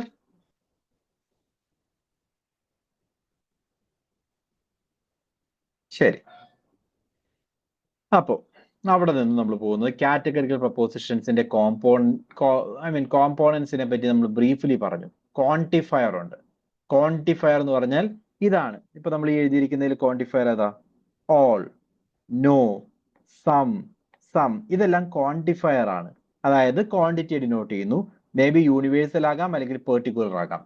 Universal എന്ന് പറഞ്ഞാൽ ഓൾ അല്ലെങ്കിൽ നോ എന്ന് പറഞ്ഞാൽ എല്ലാവരെയും പറ്റി പറയുന്നത്. നോ പൊളിറ്റീഷ്യൻസ് ആർ ലയേഴ്സ് എന്ന് പറഞ്ഞാൽ ഒരു പൊളിറ്റീഷ്യൻസും, ലോകത്തുള്ള എല്ലാ പൊളിറ്റീഷ്യൻസിനും എടുത്തിട്ട് അവരാരും എന്നല്ലേ പറയുന്നത്. അപ്പൊ അത് എന്താണ്? യൂണിവേഴ്സൽ ലെവലാണ്, എല്ലാത്തിനെയും കൺസിഡർ ചെയ്യുന്നു. ദെൻ സം എന്ന് പറഞ്ഞാൽ പെർട്ടിക്കുലർ സം, കുറച്ച് പേരെ മാത്രം കൺസിഡർ ചെയ്യുകയാണെങ്കിൽ സം. അതാണ് ക്വാണ്ടിഫയർ ഓർ ക്വാണ്ടിറ്റി ഡിനോട്ട് ചെയ്യുന്നു. ഇനി അതേപോലെ തന്നെ പ്രപ്പോസിഷൻ എന്താകാം? ക്വാളിറ്റി ഡിനോട്ട് ചെയ്യാം. പോസിറ്റീവും നെഗറ്റീവുമാകാം. Affirmative, all politicians are liars, എല്ലാ പൊളിറ്റീഷ്യൻസും ലയർ എന്ന് പറയുന്ന കാറ്റഗറിയിൽ വരുന്നുണ്ട് എന്ന് പറഞ്ഞാൽ അതെന്താണ്? പോസിറ്റീവ് ആണ്. യൂണിവേഴ്സൽ അഫർമേറ്റീവ്, എല്ലാവരും എല്ലാ സബ്ജക്റ്റും പ്രെഡിക്കേറ്റിൽ ഉണ്ട് എന്ന് പറയുന്നതാണ് പോസിറ്റീവ്. എന്നാൽ എല്ലാ സബ്ജക്റ്റും പ്രെഡിക്കേറ്റ് ഇല്ല എന്ന് പറഞ്ഞാലോ അത് നെഗറ്റീവായി. അപ്പൊ ഇതിൽ നിങ്ങൾ നോക്കിയാൽ അറിയാം രണ്ട് പോസിറ്റീവ്സ് ഉണ്ട്. യൂണിവേഴ്സൽ അഫർമേറ്റീവും പെർട്ടിക്കുലർ അഫർമേറ്റീവും പോസിറ്റീവ് ആണ്, അതായത് സബ്ജക്റ്റിലെ മെമ്പർ പ്രെഡിക്കേറ്റിൽ ഉണ്ട് എന്നാണ് പറഞ്ഞിരിക്കുന്നത്. എന്നാൽ രണ്ട് നെഗറ്റീവ്സ് ഉണ്ട്. ഏതൊക്കെയാ? Universal negative, no subject are predicate. Particular negative, some subject are not predicate. അപ്പോൾ ക്വാളിറ്റി രണ്ട് രീതിയിലാകാം, അഫർമേറ്റീവ് ഓർ പോസിറ്റീവ് ആകാം, അതേപോലെ തന്നെ നെഗറ്റീവും ആകാം. ഓക്കെ, ഇനിയുള്ളത് ഡിസ്ട്രിബ്യൂഷൻ ആണ്. ഡിസ്ട്രിബ്യൂഷൻ ആണ് നമ്മൾ ഫാലസീസിൽ, ഫോർമൽ ഫാലസി പഠിക്കുമ്പോൾ ഏറ്റവും ഇമ്പോർട്ടന്റ് ആയിട്ടുള്ള ടോപ്പിക്. ഇന്നത്തെ ടെസ്റ്റ് എഴുതിയവർക്ക് അത് മനസ്സിലായി കാണും. ഡിസ്ട്രിബ്യൂഷൻ കൺസെപ്റ്റ് ആണ് ആ ക്വസ്റ്റ്യനുകളിലെല്ലാം ഹിഡൻ ആയിട്ട് കിടക്കുന്നത്. അപ്പൊ എന്താണ് ഡിസ്ട്രിബ്യൂഷൻ? ഡിസ്ട്രിബ്യൂഷൻ എന്ന് പറഞ്ഞാൽ ഏത് പ്രപ്പോസിഷനിൽ, നമ്മളിപ്പോ ഒരു കാറ്റഗറിക്കൽ പ്രപ്പോസിഷൻ എടുക്കുകയാണെങ്കിൽ അതിനകത്ത് എല്ലാ മെമ്പേഴ്സിനെയും പറ്റി പറഞ്ഞിട്ടുണ്ടെങ്കിൽ അത് ഡിസ്ട്രിബ്യൂട്ടഡ് ആണ്. സിമ്പിൾ സെൻസ് അത്രേ ഉള്ളൂ. പ്രപ്പോസിഷനിൽ എല്ലാ മെമ്പറിനെ പറ്റി പറഞ്ഞിട്ടുണ്ടെങ്കിൽ അത് ഡിസ്ട്രിബ്യൂട്ടഡ് ആണ്. Like let me give you an example. ഒരു എ ടൈപ്പിന് എക്സാമ്പിൾ ഞാനിവിടെ എഴുതുകയാണ്. All cats are dogs. Simple എക്സാമ്പിളിന് വേണ്ടിയാണ്. എല്ലാ ക്യാറ്റും ഡോഗ് ആണെന്ന് പറഞ്ഞാൽ ഏത് ടേം ആണ്? ഇവിടെ രണ്ട് ടേമുകളുണ്ട്, കാറ്റ്സും ഡോഗ്സും. ഇതിലെല്ലാ മെമ്പേഴ്സിനെയും പറ്റി പറഞ്ഞിരിക്കുന്നത് ഏതിനെയാണ്? ക്യാറ്റിലെ എല്ലാ മെമ്പേഴ്സും ഇൻക്ലൂഡ് ചെയ്തിട്ടുണ്ടോ അതോ ഡോഗ്സിലെ എല്ലാ മെമ്പേഴ്സിനകത്ത് ഇൻക്ലൂഡ് ചെയ്തിട്ടുണ്ടോ? പറയൂ. ക്യാറ്റിലെയാണോ ഡോഗ്സിലെയാണോ എല്ലാ മെമ്പേഴ്സും ഇൻക്ലൂഡ് ചെയ്തിരിക്കുന്നത്? ക്വസ്റ്റ്യൻ ക്ലിയർ അല്ലേ? നമ്മൾ ഇത്ര മാത്രം നോക്കിയാൽ മതി. All cats, right? എല്ലാ ക്യാറ്റ്സും എന്ന് പറയുമ്പോൾ ക്യാറ്റ് എല്ലാം ഇൻക്ലൂഡഡ് ആണ്. സോ ക്യാറ്റ് എന്ന് പറയുന്ന ഈ ടേമിലെ കാറ്റഗറിയിലെ എല്ലാ മെമ്പേഴ്സിനെയും പറ്റി പറഞ്ഞിട്ടുണ്ട്. എല്ലാ ക്യാറ്റ്സും ഡോഗ്സ് ആണെന്ന് പറഞ്ഞാൽ ഡോഗ്സിലെ എല്ലാ മെമ്പേഴ്സും ഉണ്ടോ? ക്യാറ്റ് അല്ലാതെയും ഡോഗ്സ് കാണാം, ക്യാറ്റ് അല്ലാത്ത ഡോഗ് ഉണ്ടാകാം. അല്ലെങ്കിൽ നമുക്ക് ഡോഗ്സ് എന്ന് പറയുമ്പോൾ കൺഫ്യൂഷൻ ആണെങ്കിൽ ലെറ്റ് മീ റൈറ്റ് മാമൽസ്, കുറച്ചുകൂടി സിംപ്ലിഫൈ ചെയ്യാൻ ശരിയായിട്ടുള്ള ഒരു കാര്യം എഴുതാം അല്ലേ? Second.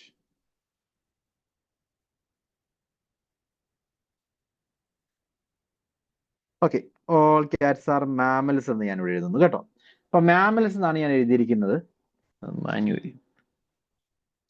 Okay, so all cats are mammals എഴുതുമ്പോൾ ക്യാറ്റ് എന്ന് പറയുന്ന മെമ്പേഴ്സ് എല്ലാവരെയും പറ്റി പറയുന്നുണ്ട്. മാമൽസ് എല്ലാവരും ആയോ? ക്യാറ്റ് അല്ലാതെ വേറെയും മാമൽസ് ഇല്ലേ? ഉണ്ട്. അപ്പോ ഇതിനകത്ത് എല്ലാ മെമ്പറിനെ പറ്റി പറഞ്ഞിരിക്കുന്നത് ആദ്യത്തെ സബ്ജക്റ്റ് ടേമിനെ പറ്റിയാണ്. ആണല്ലോ. ഇത് ഏത് ടൈപ്പാണ്? എ ടൈപ്പ് ആണ്. എ ടൈപ്പ് യൂണിവേഴ്സൽ അഫർമേറ്റീവ് ആണ്. എ ടൈപ്പ് ആണെങ്കിൽ subject term is distributed. Subject term മാത്രമായിരിക്കും ഡിസ്ട്രിബ്യൂട്ട് ചെയ്തിരിക്കുന്നത്, പ്രെഡിക്കേറ്റ് ടേം ഡിസ്ട്രിബ്യൂട്ടഡ് അല്ല. സോ യൂണിവേഴ്സൽ പോസിറ്റീവ് ആണെങ്കിൽ സബ്ജക്റ്റ് ടേം ഡിസ്ട്രിബ്യൂട്ടഡ് ആണ്. രണ്ടാമത്തെ എഴുതാം. മനസ്സിലായല്ലോ? നമ്മൾ നേരെ പോകുന്നത് ഒരു യൂണിവേഴ്സൽ നെഗറ്റീവ് എഴുതി നോക്കാം.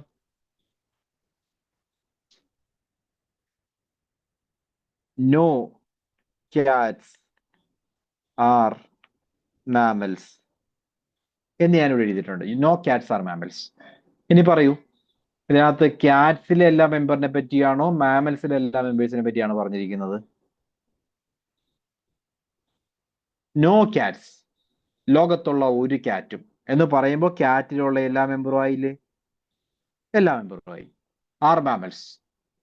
മാമൽ എന്ന് പറയുന്ന ആ എൻറ്റയർ കാറ്റഗറിയിൽ ക്യാറ്റിലെ ഒരു മെമ്പറും വരുന്നില്ല എന്നല്ലേ പറഞ്ഞിരിക്കുന്നത്?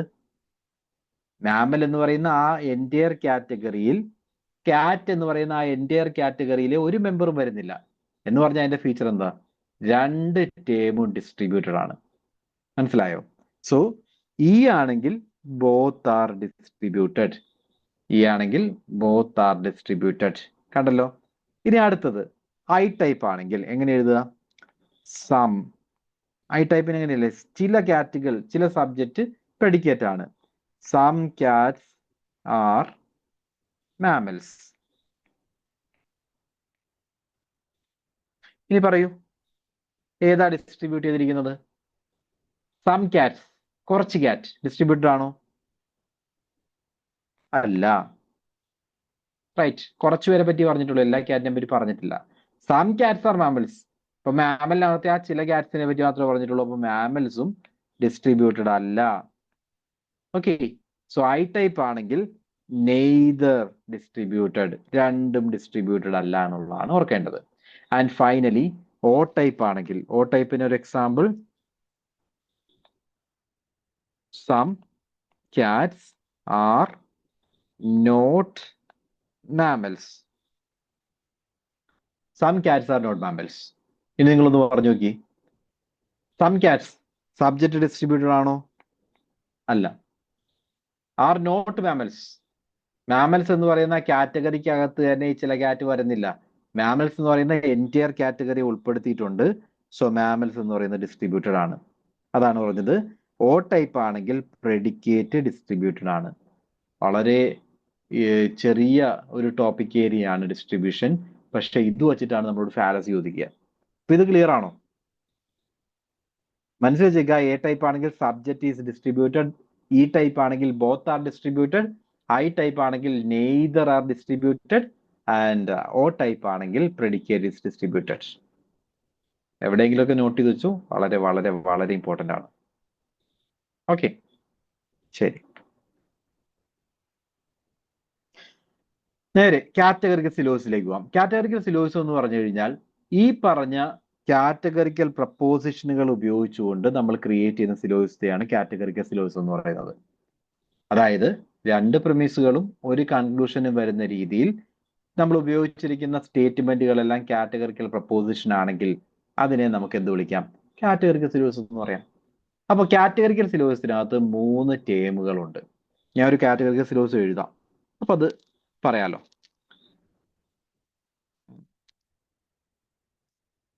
ഒരു categorical syllogism, all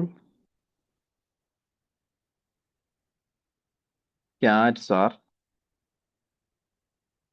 mammals, some dogs are mammals,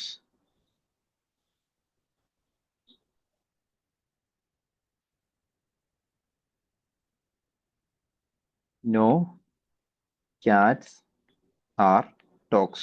ഇത് ശരിയല്ല കേട്ടോ, ഈ എഴുതിയിരിക്കുന്നത് പ്രോപ്പർ ആയിട്ടുള്ള ഒരു ആർഗ്യുമെന്റ് ഒന്നുമല്ല, ജസ്റ്റ് കാര്യങ്ങൾ മനസ്സിലാക്കാൻ വേണ്ടി മാത്രം എഴുതിയിരിക്കുന്നതാണ്. ജസ്റ്റ് നോക്കാം. അതായത് ഇതിനകത്ത് നിങ്ങൾ നോക്കുവാണെങ്കിൽ 3 ടേമുകളുണ്ട്. ഒന്നാമത്തെ ടേം എന്ന് പറയുന്നത് മേജർ ടേം ആണ്. മേജർ ടേം എന്ന് പറഞ്ഞാൽ നമ്മളുടെ ഈ കൺക്ലൂഷൻ ഉണ്ടല്ലോ, ഇവിടെ 2 പ്രമിസുകൾ നിങ്ങൾക്ക് കാണാം. ഇത് premise 1, ഇത് premise 2. അതിൽ നിന്നും ഒരു തെറ്റായ കൺക്ലൂഷൻ ആണ് എടുത്തിരിക്കുന്നത്. അതിൽ സംശയമൊന്നും വേണ്ട, ജസ്റ്റ് മനസ്സിലാക്കാൻ വേണ്ടി മാത്രം എഴുതിയതാണ്. ആ കൺക്ലൂഷൻ തന്നിട്ടുണ്ട്. ആ കൺക്ലൂഷന്റെ പ്രെഡിക്കേറ്റിനെ, കൺക്ലൂഷന്റെ പ്രെഡിക്കേറ്റ് എന്ന് പറഞ്ഞാൽ സെക്കൻഡ് ടേം, അതിനെയാണ് നമ്മൾ മേജർ ടേം എന്ന് വിളിക്കുന്നത്. കൺക്ലൂഷന്റെ പ്രെഡിക്കേറ്റ് ആണ് മേജർ ടേം. ആ മേജർ ടേം ഏത് പ്രമിസിലാണോ വന്നിരിക്കുന്നത് ആ പ്രമിസിനെ നമുക്ക് മേജർ പ്രമിസ് എന്ന് വിളിക്കാം. ഏത് പ്രമിസിലാണ് മേജർ ടേം വന്നിരിക്കുന്നത്? സി, ഡോഗ്സ് വന്നിരിക്കുന്ന പ്രമിസ് ഏതാ? രണ്ടാമത്തെ പ്രമിസ് ആണ് ഡോഗ്സ് വന്നിരിക്കുന്നത്. ഇതാണ് നമ്മളുടെ മേജർ പ്രമിസ്. മനസ്സിലായോ? കൺക്ലൂഷന്റെ പ്രെഡിക്കേറ്റ് ആണ് മേജർ ടേം. ആ മേജർ ടേം വന്നിരിക്കുന്ന പ്രമിസിനെ നമുക്ക് മേജർ പ്രമിസ് എന്ന് വിളിക്കാം. ക്ലിയർ? ഇതിങ്ങനെ തന്നെ പഠിച്ചോ. കൺക്ലൂഷന്റെ പ്രെഡിക്കേറ്റ് ആണ് മേജർ ടേം, മേജർ ടേം വന്നിരിക്കുന്ന പ്രമിസ് ആണ് മേജർ പ്രമിസ്.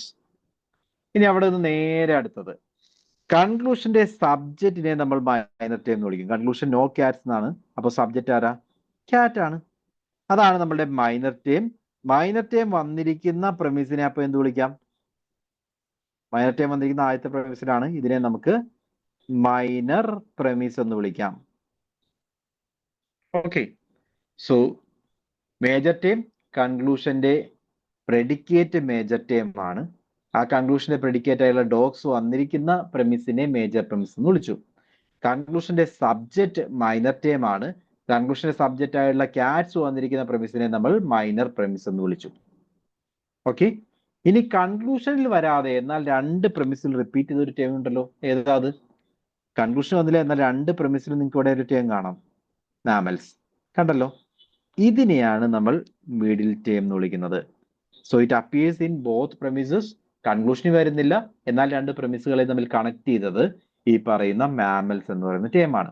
ഇതിനെയാണ് നമ്മൾ മിഡിൽ ടേം എന്ന് പറയുന്നത്. സോ 3 ടേമുകൾ ക്ലിയർ ആണോ? ടേമുകൾ ഐഡന്റിഫൈ ചെയ്യാൻ മാത്രമായിട്ട് പ്രീവിയസ് ക്വസ്റ്റ്യൻസ് ചോദിച്ചിട്ടുണ്ട്. അതുകൊണ്ടാണ്. So major promise, minor promise രണ്ടും മനസ്സിലാക്കണം. Major term, minor term, middle term ഇതും മനസ്സിലാക്കണം. ഓക്കെ. സോ ഇവിടെ ഒരു എക്സാമ്പിൾ, ഇതിൽ നിന്നും മേജർ ടേം ഒന്ന് വേഗം കമന്റ് ചെയ്തേ. മേജർ ടേം ഏതാന്ന്?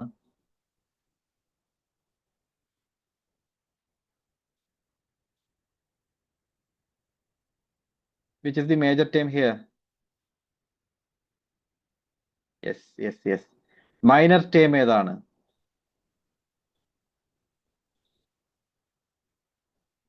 മേജർ പ്രമിസ് P1 ആണോ P2 ആണോ? മേജർ പ്രമിസ് P1 ആണോ P2 ആണോ?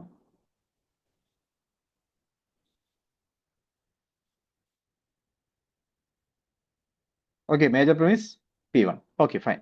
ഇത്രേ ഉള്ളൂ. ഈ കൺസെപ്റ്റ് നമ്മുടെ മനസ്സിലുണ്ടാവണം. മേജർ ടേം എന്ന് പറഞ്ഞാൽ കൺക്ലൂഷന്റെ പ്രെഡിക്കേറ്റ് മോർട്ടലാണ് മേജർ ടേം. ആ കൺക്ലൂഷന്റെ പ്രെഡിക്കേറ്റ് ആയിട്ടുള്ള മോർട്ടൽ വന്നിരിക്കുന്ന ഏത് പ്രമിസിലാണോ അതിനെ നമ്മൾ മേജർ പ്രമിസ് എന്ന് വിളിക്കും. കൺക്ലൂഷന്റെ സബ്ജക്ട് ഗ്രീക്ക് ആണ് മൈനർ ടേം. മൈനർ ടേം വന്നിരിക്കുന്ന പ്രമിസ് ഏതാണോ അതിനെ നമ്മൾ മൈനർ പ്രമിസ് എന്ന് വിളിക്കും. കൺക്ലൂഷനിൽ വരാതെ രണ്ട് പ്രമിസിൽ റിപ്പീറ്റ് ചെയ്ത ടേം അതിനെയാണ് നമ്മൾ മിഡിൽ ടേം എന്ന് പറയുന്നത്. ഇന്ത്യൻ ലോജിക്ക് പ്രകാരം ഹേതു എന്ന് പറയും. ഹേതു അതും മിഡിൽ ടേം ആണ്. ഓക്കെ. അവിടെ നേരെ നമുക്ക് അടുത്തൊരു സിമ്പിൾ കൺസെപ്റ്റ് മനസ്സിലാക്കാം. Mood and figure. മൂഡ് എന്ന് പറഞ്ഞു കഴിഞ്ഞാൽ നമ്മൾ അതിന്റെ ടൈപ്പ്, ഇപ്പൊ നമ്മൾ എഴുതിയിരിക്കുന്ന ഈ എക്സാമ്പിളിൽ ടൈപ്പ് ഏതാണെന്ന് പറഞ്ഞ്, ഓൾ ഹ്യൂമൻസ് ആർ മോർട്ടൽ ഏത് ടൈപ്പാണ്? യൂണിവേഴ്സൽ AEIO പറഞ്ഞില്ലേ, അതിൽ ഏത് ടൈപ്പാണ്? All humans are mortal.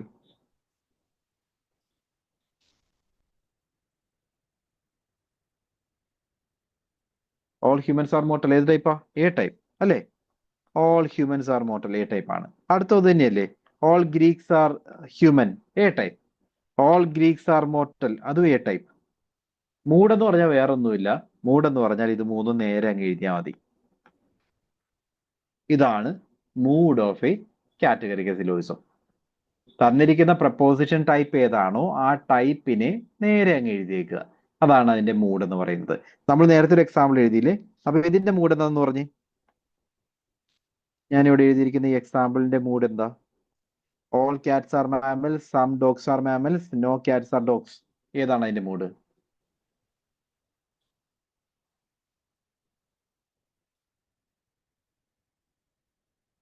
Yes. Concept എന്താന്ന് നോക്ക്. ഓൾ കാറ്റ്സ് ആർ മാമൽസ് എന്ന് പറഞ്ഞാൽ അത് എ ടൈപ്പ് അല്ലേ? എ ആണ്. സം ഡോഗ്സ് ആർ മാമൽസ് എന്ന് പറഞ്ഞാൽ അത് ഏത് ടൈപ്പ് ആണ്? അത് ഐ ടൈപ്പ് ആണ്. നോ കാറ്റ്സ് ആർ ഡോഗ്സ് എന്ന് പറഞ്ഞാൽ അത് ഈ ടൈപ്പ് ആണ്. സോ മൂഡ് എന്ന് പറയുന്നത് എന്താ? AIE. ഓക്കെ, ഇത്രേ ഉള്ളൂ. അപ്പൊ മൂഡ് കിട്ടി. ഇനി അപ്പോ ഉള്ളത് ഫിഗർ ആണ്. ഫിഗർ എന്ന് പറഞ്ഞാൽ മിഡിൽ ടേമിന്റെ പ്ലേസ്മെന്റ് വെച്ചിട്ടാണ് നമ്മൾ ഫിഗർ പറയുന്നത്. മിഡിൽ ടേം എവിടെ വരുന്നു അതിന്റെ ബേസ് ചെയ്തിട്ടാണ് ഫിഗർ ഓഫ് എ കാറ്റഗറിക്കൽ സിലോയിസം പറയുക. അതായത് 4 തരത്തിലുള്ള ഫിഗർ ഉണ്ട്. Figure 1, figure 2, figure 3, figure 4. ഇതാണ് അതിന്റെ പേര്.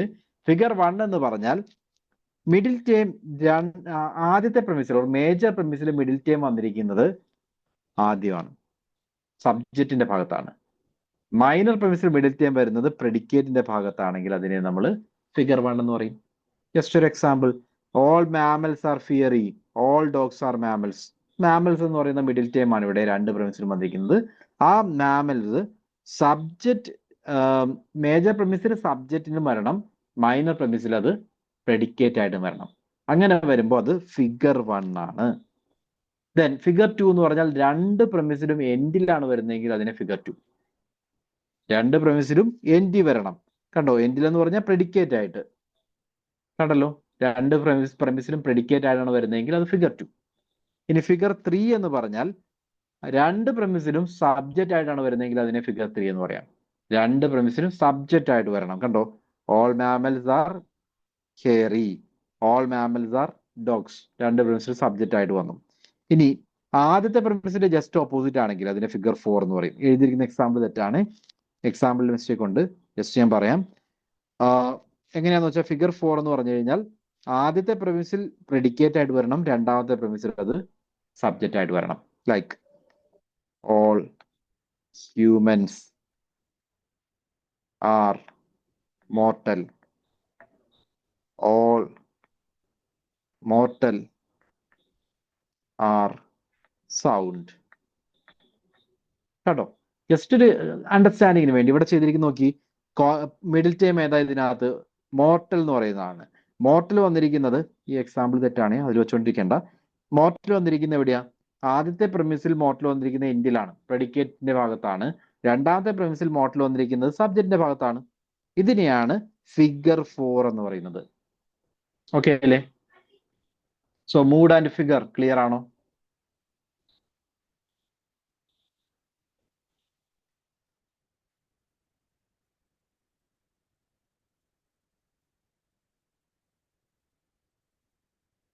ശരി, മൂഡ് ആൻഡ് ഫിഗർ ക്ലിയർ ആണെങ്കിൽ ഇവിടെ നിന്ന് നമ്മൾ സിലോജിസം പ്രോബ്ലംസ് സോൾവ് ചെയ്യുന്ന ഒരു ഏരിയയിലേക്ക് പോവാണ്. നമുക്കത് പറയാം. അതിനു മുമ്പായിട്ട് കുറച്ച് MCQs. ഈ standard form of categorical proposition rose are fragrant is. Rose are fragrant എന്ന് പറയുന്ന കാറ്റഗറിക്കൽ പ്രപ്പോസിഷന്റെ സ്റ്റാൻഡേർഡ് ഫോം എങ്ങനെയായിരിക്കും? എങ്ങനെ പറയണം? നമ്മൾ കാറ്റഗറി പ്രപ്പോസിഷൻ ആയി കഴിഞ്ഞാൽ റോസസ് ആർ ഫ്രാഗ്രന്റ് എന്ന് പറയുന്നത് എന്താണ്? അതൊരു എ ടൈപ്പ് ആണ്. എ ടൈപ്പ് ആണെങ്കിൽ ഓൾ റോസസ് ആർ ഫ്രാഗ്രന്റ് എന്ന് പറയണം, അത്രേ ഉള്ളൂ. എ ടൈപ്പ് ആണെങ്കിൽ all roses are fragrant. In a syllogism the mood refers to, mood എന്ന് പറയുന്നത് എന്താണ്? മൂഡ് എന്ന് പറയുന്നത് the number of terms in a syllogism അല്ല. The arrangement of major and minor premises ആണോ? അല്ല.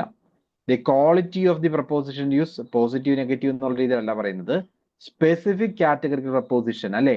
സ്പെസിഫിക് കാറ്റഗറിക്കൽ പ്രപ്പോസിഷൻ എ ആണോ, E ആണോ, ഐ ആണോ, ഒ ആണോ? ഇതാണ് സ്പെസിഫിക് കാറ്റഗറി പ്രപ്പോസിഷൻ. അത് യൂസ് ചെയ്തിരിക്കുന്ന ഏതാന്നുള്ളതിനെ ബേസ് ചെയ്തിട്ടാണ് മൂഡ് പറയുന്നത്. സോ ഓപ്ഷൻ ഡി ആണ് ശരി. അടുത്തത് the figure of syllogism is determined by the placement of. Figure determine ചെയ്യുന്ന എന്തിന്റെ പ്ലേസ്മെന്റ് വെച്ചിട്ടാ? നമ്മൾ അതിൽ നോക്കുന്ന ഒരേ ഒരു കാര്യമേ ഉള്ളൂ, മിഡിൽ ടേം.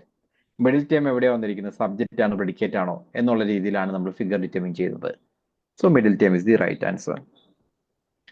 അപ്പൊ നേരെ പോവാം. 5ാമത്തെ യൂണിറ്റ് ടോപ്പിക് ഏരിയ, അത് ക്ലാസിക്കൽ സ്ക്വയർ ഓഫ് പൊസിഷൻ ആണ്.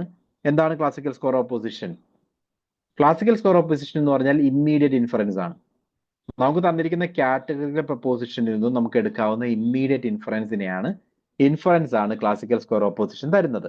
അതായത് 4 തരത്തിലുള്ള കാറ്റഗറിക്കൽ പ്രപ്പോസിഷൻ ഉണ്ടെന്ന് അറിയാലോ. A type, E type, I type and O type. ഇതിൽ ഏതെങ്കിലും ഒരു ടൈപ്പ് വന്നു കഴിഞ്ഞാൽ അതിൽ നിന്ന് നമുക്ക് ആദ്യം മനസ്സിലാക്കി എടുക്കാൻ പറ്റുന്നത് എന്താണോ അതാണ് ഈ ഒരു സ്ക്വയർ, അല്ലെങ്കിൽ ഈ ഒരു സ്ക്വയർ ഓഫ് പൊസിഷൻ നമുക്ക് പറഞ്ഞു തരുന്നത്. എന്താണ് ആ സ്ക്വയർ ഓഫ് പൊസിഷൻ എന്ന് പറഞ്ഞു കഴിഞ്ഞാൽ? I will draw it. ഞാൻ അതിവിടെ ഇൻക്ലൂഡ് ചെയ്യാൻ എപ്പോഴും വിചാരിച്ചാൽ മറന്നുപോയി. So I will write it. A, E, I and O. ഇതിനെ നമ്മൾ അറേഞ്ച് ചെയ്യുന്നു റിലേഷനായിട്ട്. ഓക്കെ, ഇങ്ങനെ ക്രോസ് റിലേഷൻ ആണെങ്കിൽ അതിനെ നമ്മൾ കോൺട്രാഡിക്ടറി എന്ന് പറയും. കോൺട്രാഡിക്ടറി. ദെൻ ഇതിനെ എ ടു ഇ റിലേഷനെ നമ്മൾ കോൺട്രറി എന്ന് പറയും. Okay, then I to O റിലേഷനെ നമ്മൾ സബ് കോൺട്രറി എന്ന് പറയും.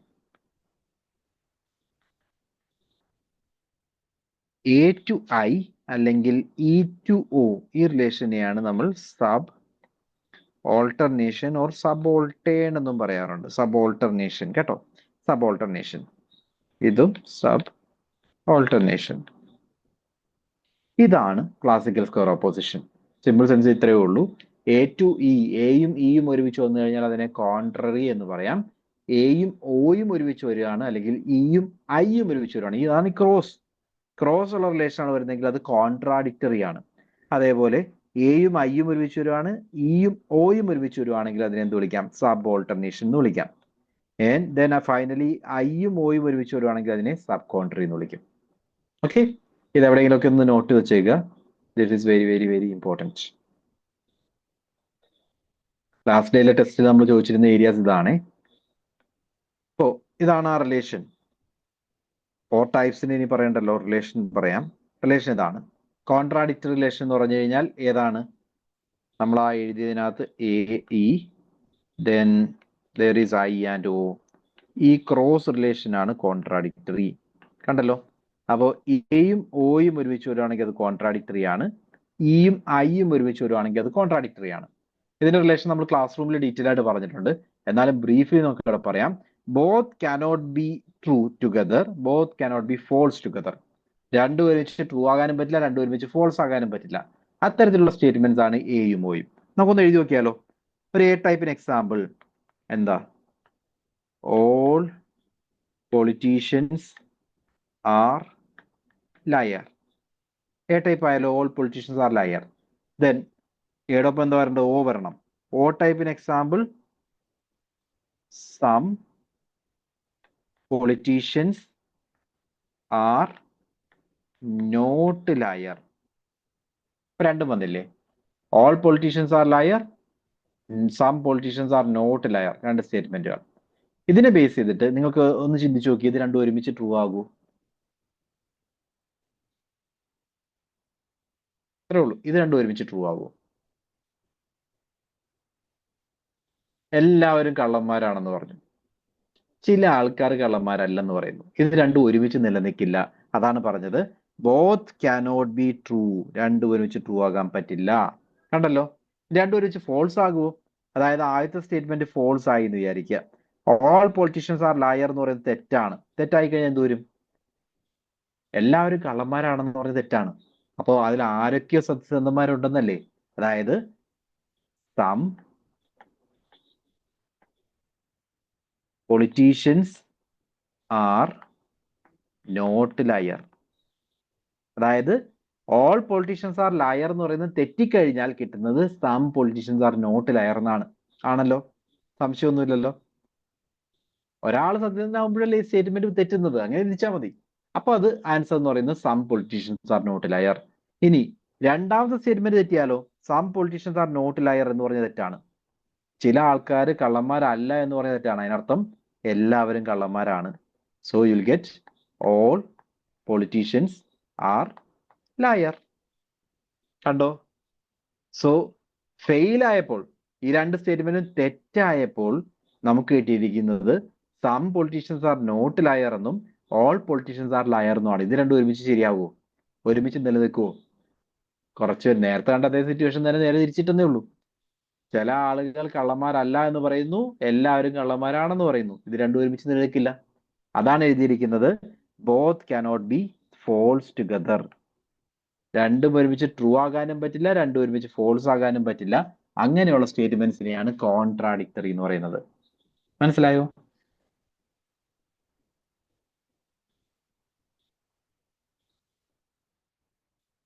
ഓക്കെ. വെരി വെരി ഇമ്പോർട്ടന്റ് ആണ്. വിട്ടുപോകരുത്. രണ്ടും ഒരുമിച്ച് ട്രൂ ആകാനും പറ്റില്ല, രണ്ടും ഒരുമിച്ച് ഫോൾസ് ആകാനും പറ്റില്ല. ഇനി ക്വാളിറ്റി നോക്കി. Check the quality. First quality എന്താ? ഓൾ പൊളിറ്റീഷ്യൻസ് ആർ ലയർ എന്ന് പറഞ്ഞാൽ അത് പോസിറ്റീവ് അല്ലേ? യൂണിവേഴ്സൽ അഫർമേറ്റീവ് ആണ്, പോസിറ്റീവ് ആണ്. രണ്ടാം സ്റ്റേറ്റ്മെന്റ് പറയുന്നത് എന്താ? Some politicians are not liar, negative ആണ്. അപ്പൊ എന്തിന് വ്യത്യാസമുണ്ട്? ക്വാളിറ്റിയും ഡിഫറെന്റ് ആണ്. ഇതാണ് ഓർക്കേണ്ടത്. ഒന്നാമതായിട്ട് ഓർക്കുക, ക്വാളിറ്റിയിൽ ഡിഫറൻസ് ഉണ്ട്. ക്വാണ്ടിറ്റിയോ? ക്വാണ്ടിറ്റി എന്ന് പറയുന്നത് എന്താ? ഓൾ എന്ന് പറയുന്നതാണ് എ ടൈപ്പിന്റെ ക്വാണ്ടിറ്റി, സം എന്ന് പറയുന്നതാണ് ഓ ടൈപ്പിന്റെ ക്വാണ്ടിറ്റി. അപ്പൊ ക്വാണ്ടിറ്റിയിലും ഡിഫറൻസ് ഉണ്ട്. ഓക്കെ. അപ്പൊ ഇതിന്റെ ഒരു ക്വസ്റ്റ്യൻ ചോദിക്കുന്ന ഏരിയ ഞാൻ പറഞ്ഞുതരാം. കോൺട്രാഡിക്ടറി പ്രപ്പോസിഷൻസിനെ എന്താണെന്ന് ചോദിക്കാം. കോൺട്രാഡിക്ടറി എന്ന് പറഞ്ഞു കഴിഞ്ഞാൽ ആരൊക്കെ തമ്മിലുള്ള റിലേഷൻ ആണ്? എയും ഒയും ഒരുമിച്ച് വരുവാണെങ്കിൽ കോൺട്രാഡിക്ടറി ആണ്. ഇയും ഐയും ഒരുമിച്ച് വന്നാൽ അതും കോൺട്രാഡിക്ടറി ആണ്. ഒരു ഏരിയ കഴിഞ്ഞു. രണ്ടാമത്തെ ക്വസ്റ്റ്യൻ ചോദിക്കാവുന്നത് ഇതിനകത്ത് ക്വാളിറ്റിയും ക്വാണ്ടിറ്റിയും ഡിഫർ ചെയ്യുന്ന ടൈപ്പ് ഓഫ് റിലേഷൻഷിപ്പ് ഏതാണെന്ന് ചോദിക്കാം. ക്വാണ്ടിറ്റിയിലും ഡിഫറൻസ് ഉണ്ടാവണം, ക്വാളിറ്റിയിലും ഡിഫറൻസ് ഉണ്ടാവണം. അങ്ങനെയാണെങ്കിൽ അതിനെ കോൺട്രാഡിക്ടറി എന്ന് വിളിക്കും. പിന്നെ അതേപോലെ ചോദിക്കാവുന്നതാണ്, രണ്ടും ഒരുമിച്ച് ട്രൂ ആകാൻ പറ്റാത്തതും രണ്ടും ഒരുമിച്ച് ഫോൾസ് ആകാൻ പറ്റാത്തതുമായിട്ടുള്ള റിലേഷൻ ഏതാണെന്ന് ചോദിച്ചാൽ അതും കോൺട്രാഡിക്ടറി ആണ്. ഓക്കെ. അങ്ങനെ 3 ലെവലിൽ നമ്മളോട് ഈ ക്വസ്റ്റ്യൻ ചോദിക്കാം. അതാണ് ഞാൻ അവിടെ എഴുതിയത്. ക്വാണ്ടിറ്റിയിലും ക്വാളിറ്റിയിലും ഡിഫറൻസ് ഉള്ള റിലേഷൻ കോൺട്രാഡിക്ടറി. ട്രൂ ആകാനും ഒരുമിച്ച് ഫോൾസ് ആകാനും പറ്റാത്ത റിലേഷൻ കോൺട്രാഡിക്ടറി. ദെൻ ഏതൊക്കെ എലമെന്റുകളാണ്, ഏതൊക്കെ പ്രപ്പോസിഷൻസ് ആണ് കോൺട്രാഡിക്ടറി എന്ന് ചോദിക്കുന്ന രീതിയിൽ ക്വസ്റ്റ്യൻ ചോദിക്കാം. ഓക്കെ, അപ്പൊ എന്ത് വന്നാലും എഴുതണം. കോൺട്രാഡിക്ടറി വളരെ ഇമ്പോർട്ടന്റ്. അടുത്തത് കോൺട്രറി ആണ്. കോൺട്രറി ആരൊക്കെ തമ്മിലുള്ള റിലേഷനാ? കോൺട്രറി എന്ന് പറയുമ്പോൾ അതിനകത്ത് വരുന്നത് എ ടൈപ്പും ഇ ടൈപ്പുമാണ്. ഇവർ തമ്മിലുള്ള റിലേഷനാണ് കോൺട്രറി എന്ന് പറയുന്നത്. അതായത് all politicians are liar, A type. Then E type ആകുമ്പോൾ നോ പൊളിറ്റീഷ്യൻ ആർ ലയർ. രണ്ടും എഴുതി. എല്ലാവരും കള്ളന്മാരാണെന്ന് എഴുതി, ആരും കള്ളന്മാരെന്നല്ല അല്ലെന്ന് എഴുതി. രണ്ടും ഒരുമിച്ച് ട്രൂ ആകുമോ? ഒറ്റയടിക്ക് പറയാം, രണ്ടും ഒരുമിച്ച് ട്രൂ ആവില്ല. Okay, both cannot be true together. രണ്ടും ഒരുമിച്ച് ഫോൾസ് ആകാൻ പറ്റുമോ? ചെക്ക് ചെയ്യാം.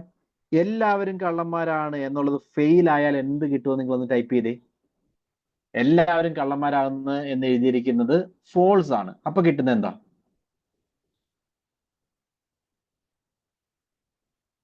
ഓൾ പൊളിറ്റീഷ്യൻസ് ആർ ലയർ എന്ന് പറയുന്ന സ്റ്റേറ്റ്മെന്റ് ഫെയിൽ ആയാൽ അതിന്റെ അർത്ഥം some politicians are not liar. Very good. Some politicians are not liar. കിട്ടിയല്ലോ. ഇനി നോ പൊളിറ്റീഷ്യൻസ് ആർ ലയർ എന്നുള്ള സ്റ്റേറ്റ്മെന്റ് ഫെയിൽ ആയ എന്ത് കിട്ടും? നോ പൊളിറ്റീഷ്യൻസ് ആർ ലയർ, അത് തെറ്റാണ്. അതിനർത്ഥം ചില ആൾക്കാർ കള്ളന്മാരാണെന്നല്ലേ? റൈറ്റ്. അപ്പൊ എന്ത് വരണം? Some politicians are liar. കണ്ടോ? ഇത് ഏത് ടൈപ്പാന്ന് നോക്കി. എ ഫെയിൽ ആയപ്പോൾ നമുക്ക് കിട്ടിയിരിക്കുന്നത് ഓ ടൈപ്പ് ആണ്. ദെൻ ഇ ഫെയിൽ ആയപ്പോൾ നമുക്ക് കിട്ടിയിരിക്കുന്ന ഐ ടൈപ്പ് ആണ്. ഇനി നിങ്ങൾ പറ, ഇത് രണ്ടും ഒരുമിച്ച് നിലനിൽക്കുമോ? Some politicians are not liar, some politicians are liars, നിലനിൽക്കുമോ? എക്സാക്ട്ലി. കുറച്ചുപേര് കള്ളന്മാരാണ്, കുറച്ചുപേര് കള്ളന്മാരല്ല. പൊളിറ്റീഷ്യൻസ് എടുക്കുവാണെങ്കിൽ സത്യസന്ധന്മാരും ഉണ്ട്, കള്ളന്മാരും ഉണ്ട്. ചിലപ്പോൾ 40 പേര് കള്ളന്മാരായിരിക്കും, ചിലപ്പോൾ 60 പേര് സത്യസന്ധന്മാരായിരിക്കും. നിലനിൽക്കുമല്ലോ. അതാണ് പറഞ്ഞത്, ഇവ രണ്ടും ഒരുമിച്ച് ഫോൾസ് ആകാം. കണ്ടോ? Both can be false together. Okay, so ഇവ രണ്ടും ഒരുമിച്ച് ഫോൾസ് ആകാം, പക്ഷെ രണ്ടും ഒരുമിച്ച് ഫോൾസ് ആകാൻ ട്രൂ ആകാൻ പറ്റില്ല എന്നുള്ളതാണ് കോൺട്രറി. ദെൻ ഓപ്പോസിഷൻ വരുന്ന ഏതൊക്കെ തമ്മിലാ? എയും ഇയുമാണ്. എയും ഇയും തമ്മിലുള്ള ഓപ്പോസിഷൻ എന്ന് പറഞ്ഞാൽ എന്തിനാ വ്യത്യാസമുള്ളത്? What about quality and quantity? Quality എന്താ? എയുടെ പോസിറ്റീവ് ആണ്, ഇയുടെ നെഗറ്റീവ് ആണ്. സോ ക്വാളിറ്റിയിൽ ഡെഫിനറ്റ്ലി ഡിഫറൻസ് ഉണ്ട്. What about quantity? രണ്ടും എന്താ? രണ്ട് യൂണിവേഴ്സൽ അല്ലേ? രണ്ടിലും പറയുന്ന എല്ലാ പൊളിറ്റീഷ്യൻസും ആ. അതുകൊണ്ട് രണ്ടും യൂണിവേഴ്സൽ ആണ്. There is no difference in quantity. Quantity same ആണ്, ക്വാളിറ്റിയിലാണ് ഡിഫറൻസ് ഉള്ളത്. ഓക്കെ, അതാണ് കോൺട്രറി. ഇപ്പൊ കോൺട്രറിയിൽ നിന്ന് എന്തൊക്കെ ക്വസ്റ്റ്യൻസ് ചോദിക്കും? കോൺട്രറി ആരൊക്കെ തമ്മിലുള്ള റിലേഷൻ ആണെന്ന് ചോദിക്കും, എയും ഇയും. പിന്നെ ചോദിക്കാവുന്നത് രണ്ട് പ്രപ്പോസിഷൻസും ട്രൂ ആകും, എന്നാൽ രണ്ട് പ്രപ്പോസിഷൻ ഒരുമിച്ച് ഫോൾസ് ആകാൻ പറ്റാത്തത് കോൺട്രറിയുടെ കേസിലാണെന്ന് ഓർക്കുക. ദെൻ ക്വാളിറ്റിയിൽ ഡിഫറൻസ് ഉണ്ട്, ക്വാണ്ടിറ്റിയിൽ ഡിഫറൻസ് ഇല്ല, അതും കോൺട്രറി ആണ്. നേരെ നമുക്ക് സബ് കോൺട്രറിയിലേക്ക് പോവാം. ആരൊക്കെ തമ്മിലാ? ഐയും ഓയും. ഈ ഐയും ഓയും മുകളിൽ എഴുതിയിരിക്കുന്നത് ജസ്റ്റ് ഓപ്പോസിറ്റ് ആക്കിയാൽ പോരെ. അതായത് ഐയും ഓയും എന്ന് പറഞ്ഞാൽ some politicians are not liar. Then O എന്ന് പറഞ്ഞാൽ some politicians are not liar. I എന്ന് പറഞ്ഞാൽ some politicians are liar.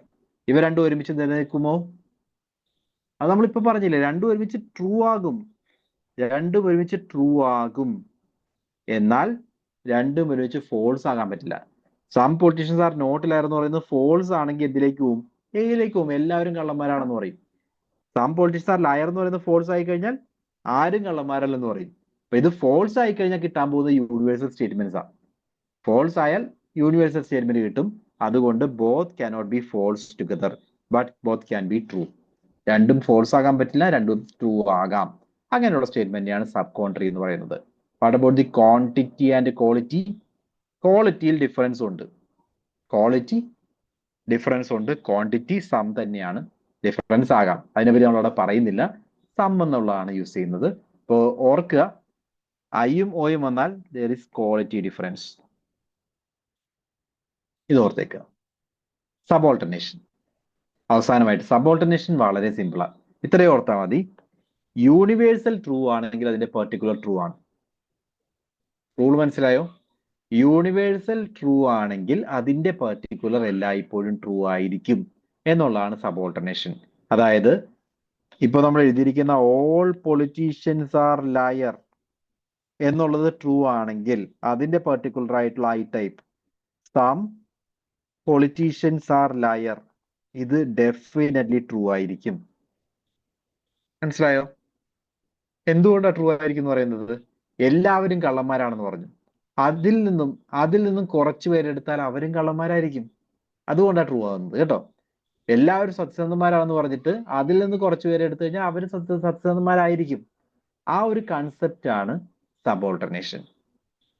A true ആണെങ്കിൽ അതിന്റെ പെർട്ടിക്കുലർ ആയിട്ടുള്ള ഐ ട്രൂ ആയിരിക്കും. ഇ ട്രൂ ആണെങ്കിൽ അതിന്റെ പെർട്ടിക്കുലർ ആയിട്ടുള്ള ഓ ട്രൂ ആയിരിക്കും. ഇതാണ് സബോൾട്ടർനേഷൻ. ഓക്കെ ആണോ? ഈ 4 റിലേഷൻഷിപ്പ് മനസ്സിലായോ എല്ലാവർക്കും?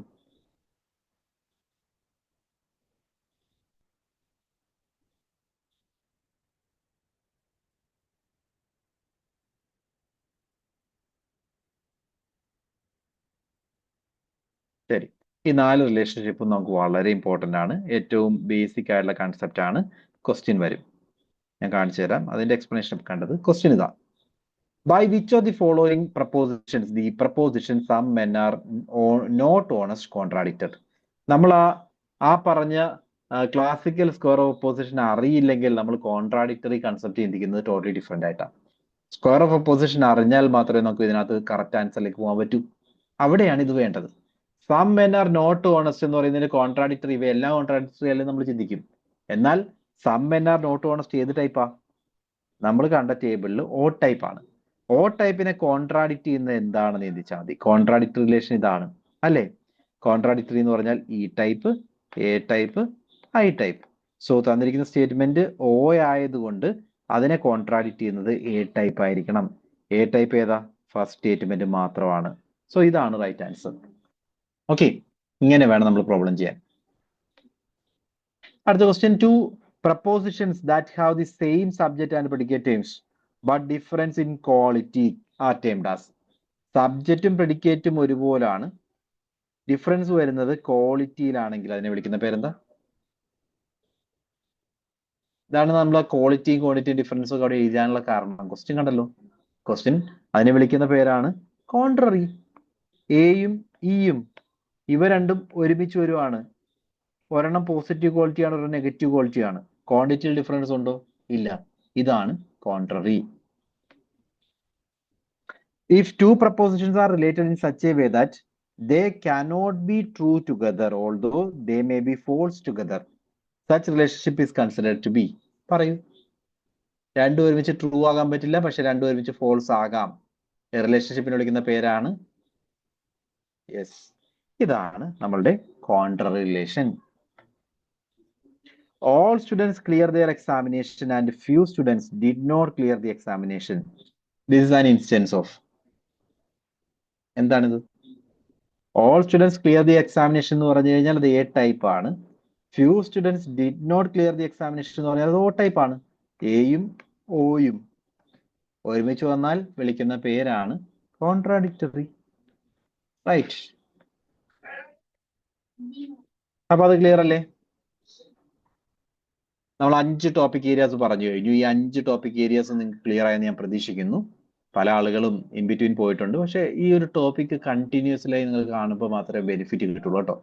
അതാണ് ഈ ഒരു സെഷൻ, ഈ ലോജിക്കൽ റീസണിങ്ങിന്റെ ഒരു സ്പെഷ്യാലിറ്റി. നമ്മൾ കണ്ടിന്യൂസ്ലി ഓരോ ടോപ്പിക്കും ആദ്യത്തെ സ്റ്റേജിൽ നിങ്ങൾക്ക് ക്ലിയർ ആയില്ലെങ്കിൽ രണ്ടാമത്തെ ടോപ്പിക്ക് പറയുമ്പോൾ അവിടെ കണക്ഷൻ കിട്ടും, മൂന്നാമത്തെ ടോപ്പിക് കണക്ഷൻ കിട്ടും. ഇൻ ബിറ്റ്വീൻ പോവുകയാണെങ്കിൽ it will be something like a blank, right? Continuous ഫ്ലോയിലാണ്, വേറെ സബ്ജക്റ്റ് പോലെ അല്ല കേട്ടോ. അതൊന്ന് മനസ്സിൽ വെച്ചേക്കുക. ഈ ഒരു ടോപ്പിക് കൂടെ പറഞ്ഞിട്ട് നമുക്ക് ഇന്ന് സെഷൻ വൈൻഡപ്പ് ചെയ്യാം. ഇത് പറഞ്ഞില്ലെങ്കിൽ നമ്മൾ പറഞ്ഞതിനകത്തൊരു കണ്ടിന്യൂഷൻ മിസ് ആകുന്നതുകൊണ്ടാണ്. സോ ടോപ്പിക് ഫാലസീസ് ആണ്. ഫാലസീസിൽ ആദ്യം പറയുന്നത് എന്താ ഫാലസി എന്ന് വെച്ച് കഴിഞ്ഞാൽ എറർ ആണ്. റീസണിങ്ങിൽ വരുന്ന മിസ്റ്റേക്കുകളെയാണ് നമ്മൾ ഫാലസീസ് എന്ന് പറയുന്നത്. So fallacy is a flaw in reasoning or a weakness in an argument. It is നമ്മൾ ലോജിക്കലി ഇൻകറക്റ്റ് ആക്കുന്ന ആ ഒരു എററിനെയാണ് ഫാലസി എന്ന് പറയുന്നത്. So fallacies makes argument invalid or unsound. Fallacies രണ്ട് രീതിയിലുണ്ട്, ഫോർമൽ ഫാലസിസും ഇൻഫോർമൽ ഫാലസിസും. നമ്മൾ ഡിസ്കസ് ചെയ്യാൻ പോകുന്നത് ഫോർമൽ ഫാലസിസിനെ പറ്റിയാണ്. സ്ട്രക്ചറിൽ വരുന്ന എററിനെയാണ് ഫോർമൽ ഫാലസി എന്ന് പറയുന്നത്. ഇന്നത്തെ ആദ്യത്തെ ക്വസ്റ്റ്യൻ അതാണ്, റൈറ്റ്? ഇന്നത്തെ ക്വസ്റ്റ്യൻ പേപ്പറിൽ ടെസ്റ്റിനകത്ത് ആദ്യത്തെ ക്വസ്റ്റ്യൻ ഇട്ടിരിക്കുന്ന അതാണ്. സ്ട്രക്ചറിൽ വരുന്ന, ഫോമിൽ വരുന്ന എററിനെയാണ് ഫോർമൽ ഫാലസി എന്ന് പറയുന്നത്. ഫോർമൽ ഫാലസിയിൽ ഏറ്റവും ഇമ്പോർട്ടന്റ് ആയിട്ടുള്ള ഫാലസീസ് ജസ്റ്റ് പറയാം. Undistributed middle, illicit major, illicit minor. ഇത് മൂന്നും വളരെ വളരെ ഇമ്പോർട്ടന്റ് ആണ്. അതേപോലെ exclusive promises, affirmative conclusion from negative promise, negative conclusion from affirmative promise. ഇങ്ങനെ പിന്നെ അഡ്ജസന്റ് എന്നൊക്കെ പറയുന്ന രീതിയിലുള്ള കുറച്ച് അഡീഷണൽ ഫാലസീസ് കൂടി ഫോർമൽ ഫാലസീസിലുണ്ട്. അപ്പോൾ ഒന്നാമത്തത് നമുക്ക് കാണാം. ഒന്നാമത്തത് ഫാലസി ഓഫ് അൺഡിസ്ട്രിബ്യൂട്ടഡ് മിഡിൽ ആണ്. അൺഡിസ്ട്രിബ്യൂട്ടഡ് മിഡിൽ എന്ന് പറഞ്ഞാൽ, ഇനി പറയുന്നൊന്ന് ശ്രദ്ധിക്കണേ. അൺഡിസ്ട്രിബ്യൂട്ടഡ് മിഡിൽ എന്ന് പറഞ്ഞാൽ it is A formal fallacy that is committed when the middle term in the categorical syllogism is not distributed. എന്താണ് ആ ഡിസ്ട്രിബ്യൂഷൻ കൺസെപ്റ്റ് എന്ന് ഓർക്കുന്നുണ്ടല്ലോ?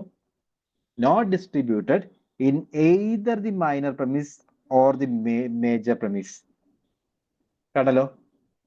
അതായത് മിഡിൽ ടേം മൈനർ പ്രമിസിലും മേജർ പ്രമിസിലും ഡിസ്ട്രിബ്യൂട്ടഡ് അല്ലെങ്കിൽ അതിനെ നമുക്ക് എന്ത് വിളിക്കാം? അൺഡിസ്ട്രിബ്യൂട്ടഡ് മിഡിൽ എന്ന് പറയാം. മിഡിൽ ടേം രണ്ട് പ്രമിസിലും ഡിസ്ട്രിബ്യൂട്ട് അല്ല, അതായത് മിഡിൽ ടേമിലെ എല്ലാ മെമ്പറിനെ പറ്റിയും ഒരു പ്രമിസിലും പറയുന്നില്ല, അങ്ങനെയാണെങ്കിൽ അത് അൺഡിസ്ട്രിബ്യൂട്ടഡ് മിഡിൽ ആണ്. Let me give you an example. See this. All Z is B, all Y is B. So ഏത് ടൈപ്പ് ആണെന്ന് നോക്കി. ഓൾ ഇസഡ് ഈസ് ബി എന്ന് പറഞ്ഞാൽ അത് എ ടൈപ്പ് ആണ്. എ ടൈപ്പ് ആണെങ്കിൽ നമ്മൾ നേരത്തെ പറഞ്ഞ റൂള് പ്രകാരം, ആ റൂള് ഓർക്കുന്നുണ്ടല്ലോ, എ ടൈപ്പിൽ ഏത് ടേമാണ് ഡിസ്ട്രിബ്യൂട്ട് ചെയ്യുന്നത്?